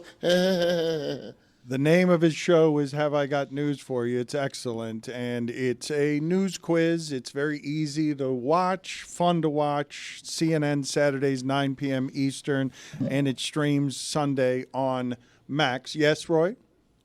Before we get into the semi-sure bet, real quick, broader pop culture question. I have an 8-year-old. I introduced him to the J.J. Abrams Star Trek universe. He loved it. I want at some point to introduce him to Star Wars. Do I do it 4 through 6, then 1 through 3, or 1 through 6? Roy, it's got to be 4 through 6. Yeah, it's got to be 4 through 6. Yes. Roy is nodding his head vigorously because it's old school. You got to go that way. You got to show 4 through 6 because that's what came first chronologically. Somebody sent me a clip of Patton Oswalt saying there's something called the machete cut where you go 4, 5, 2, 3, 6 to do some sort of hide the Darth Vader, Lucas's I'm your father reveal type nonsense. But this whoa, spoiler. Lucas. Hang on a second. Whoa, spoiler alert. I haven't seen them yet. I don't know. I figured I'd ask you guys. You guys have kids that are older than me, and you've taken them on this journey before. I just don't know which way to do I'll this. put you on a text. Star Wars, Empire Strikes Back, Return of the Jedi. That's the first 3 you have to watch. I will put you on a text string with Amin Al-Hassan, who is our resident Star Wars expert, or John Amici, and they will tell you the right way to go on this. It is not Stugotz. He is not our expert on this. Roy agrees. Before we get to Lethal Weapon 2, then Bad Boys 3, then you go back to Lethal Weapon 1 to really appreciate the partnership. Before we get to your semi-sure bet of the week, can you tell us what were the highlights of hosting the MLB Awards show? I was surprised to see you pop up there. It was dope to see a lot of the players there. You know who played along really well, man, was Gary Sheffield, man. I got to give a shout-out to Gary Sheffield. We had a joke in there where basically we cut to all the smiling players. So many great smiling players, including Gary Sheffield, cut to classic Sheffield death stare. It was probably one of the best jokes of the night. But just the gratitude of Mookie Betts to be able to show up there and show love to all the past and present players. Skeens was in attendance. We got Shota Imanaga to sing "Go Cubs Go." And this man, his English is getting there. But when I tell you, when it was time to sing that damn song, he knew that damn song. And it was a beautiful thing. It truly was a beautiful thing to just see all the players kind of let their hair down. And I think what MLB is trying to do is eventually make this kind of like a players weekend, kind of chill, pat each other on the back type situation before all the Cy Youngs and MVPs get announced. But it was dope. It really was a good-ass time, man. This segment is presented by LinkedIn Jobs. Post your job for free at linkedin.com/prep. Terms and conditions apply. As baseball tries to get younger and bring in a younger demo that does it a little differently, Roy, did it feel ethnic? Did the award show embrace different cultures? Oh, absolutely. I mean, you had Clase up there. He was winning awards. That was one of the jokes we talked about that night, is that the game is so much more international now. I grew up, when I watched baseball, I could pronounce all the names. You know, I grew up watching Dave, Harold, and a dude named Oil Can. And the Astros had a guy this past season named Kikuchi. And I don't even know if that's a word you can say on TV without saying the full name. Yeah. So it's for sure way more international. My God, they played a game in Birmingham. They're going to a NASCAR track, and then they're going to Tokyo. Like, what's left? What is your semi-sure bet of the week, sir? Okay, so when a middle-aged man faces off against an athlete 18 years or younger than him, the middle-aged man wins. When old man beats young man, the Attorney General nominee for that year and Secretaries of Defense get confirmed. So here's what I'm attaching this to. When old man beats young man, the president gets the Secretary of Defense and the Attorney General that they want. Satchel Paige, 59 years old, pitched 3 scoreless against the Red Sox. The new Attorney General that year was confirmed. 1993, Nolan Ryan beat the piss out of Robin Ventura. Janet Reno was confirmed. 1994, George Foreman, 45 years old, beat Michael Moore, who was 19 younger that year. Secretary of Defense confirmed. 2021, Phil Mickelson, 50 years old, paired with Brooks Koepka, 31 years old. Phil Mickelson won the PGA Championship by 2 strokes that year. Merrick Garland and Lloyd Austin were confirmed. However, 1988 at the U.S. Open in tennis, Jimmy Connors took on an 18-year-old Andre Agassi and lost. A few years later, the Secretary of Defense was rejected by the Senate. Now, Mike Tyson lost to a younger Logan Paul. That's the Paul he fought, right? No, Paul? Jake Paul. Doesn't matter. Whichever one. Doesn't Mike matter. Tyson lost to a white boy. Okay? Mike Tyson got some money to dance in the ring with a white. We don't have time for that part of the situation. But point is, Mike Tyson lost. That means the dude from Fox News is not going to run the Pentagon. Bad news is, the backup for that dude in '88 was Dick Cheney. So now, here's what I'm telling you.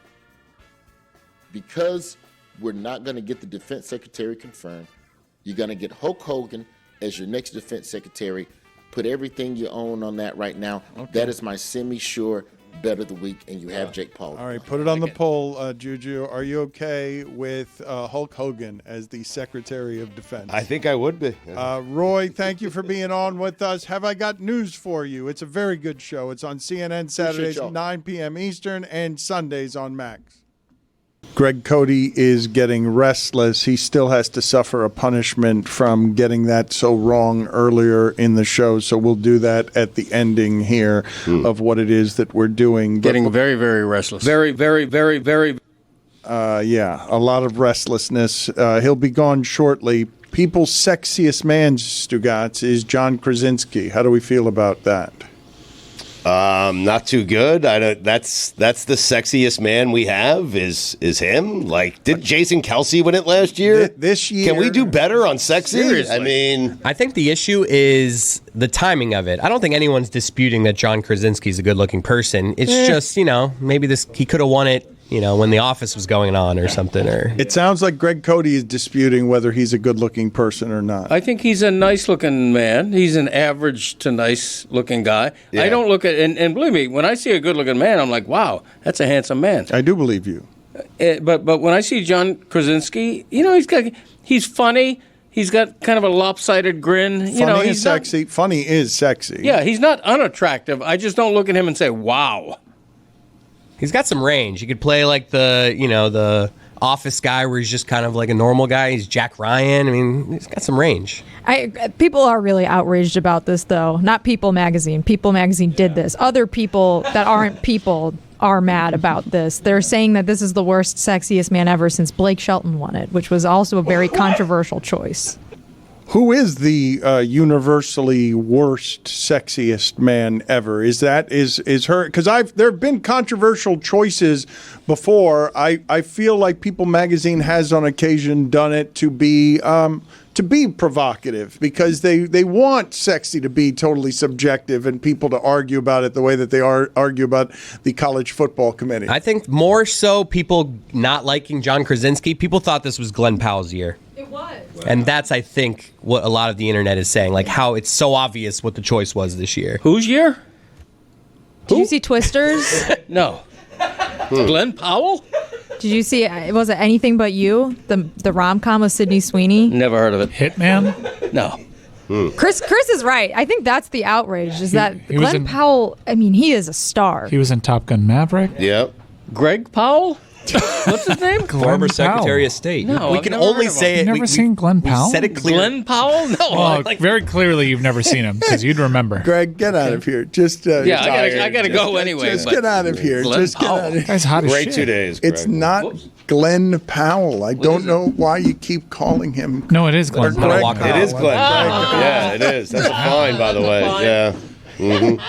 I mean, Paul Rudd won it 1 year. I mean, No, Paul Rudd's. he's got Riz. come on. He does. I don't mind Krasinski. Nick Nolte won it What? I mean, he was. in 1992. He was good. What? Yeah, but that was a very different Nick good Nolte. Yeah. It was yeah. a different Nick Nolte. Seems like the same. My wife gets so mad at Nick Nolte's lack of range and terrible mustaches throughout the 90s, him capitalizing off of Cape Fear because Nick Nolte didn't have any acting range. He was great in Poker. Did you guys watch Poker Face on Peacock? Billy, it seems like you like Peacock shows a lot. I love Peacock. Did you see it with Natasha Lyonne? He was great in that. He had a great episode. Gotta Poker check it Face. out. Gotta check it out.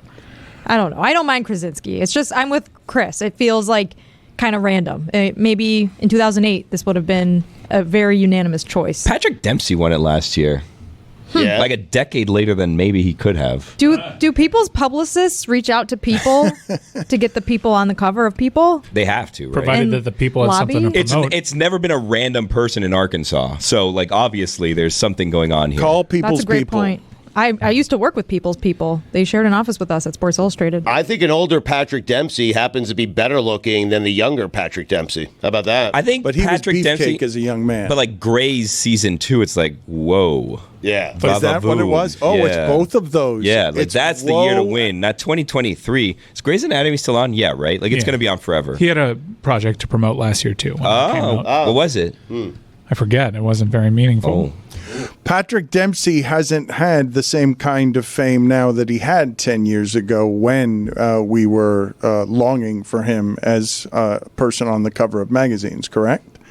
What was his name? McSomething? McDreamy. McDreamy, yeah. Yeah, that's when you're sexiest man of the year. But he ceased being McDreamy 10 years later, right? Even though Stugotz is arguing on behalf of Silver Fox status. Yeah. Mark Harmon, that's a silver fox. What? How's he the same age as Mike Tyson? Joe Douglas fired. What? Wow. It's all happening, Dan.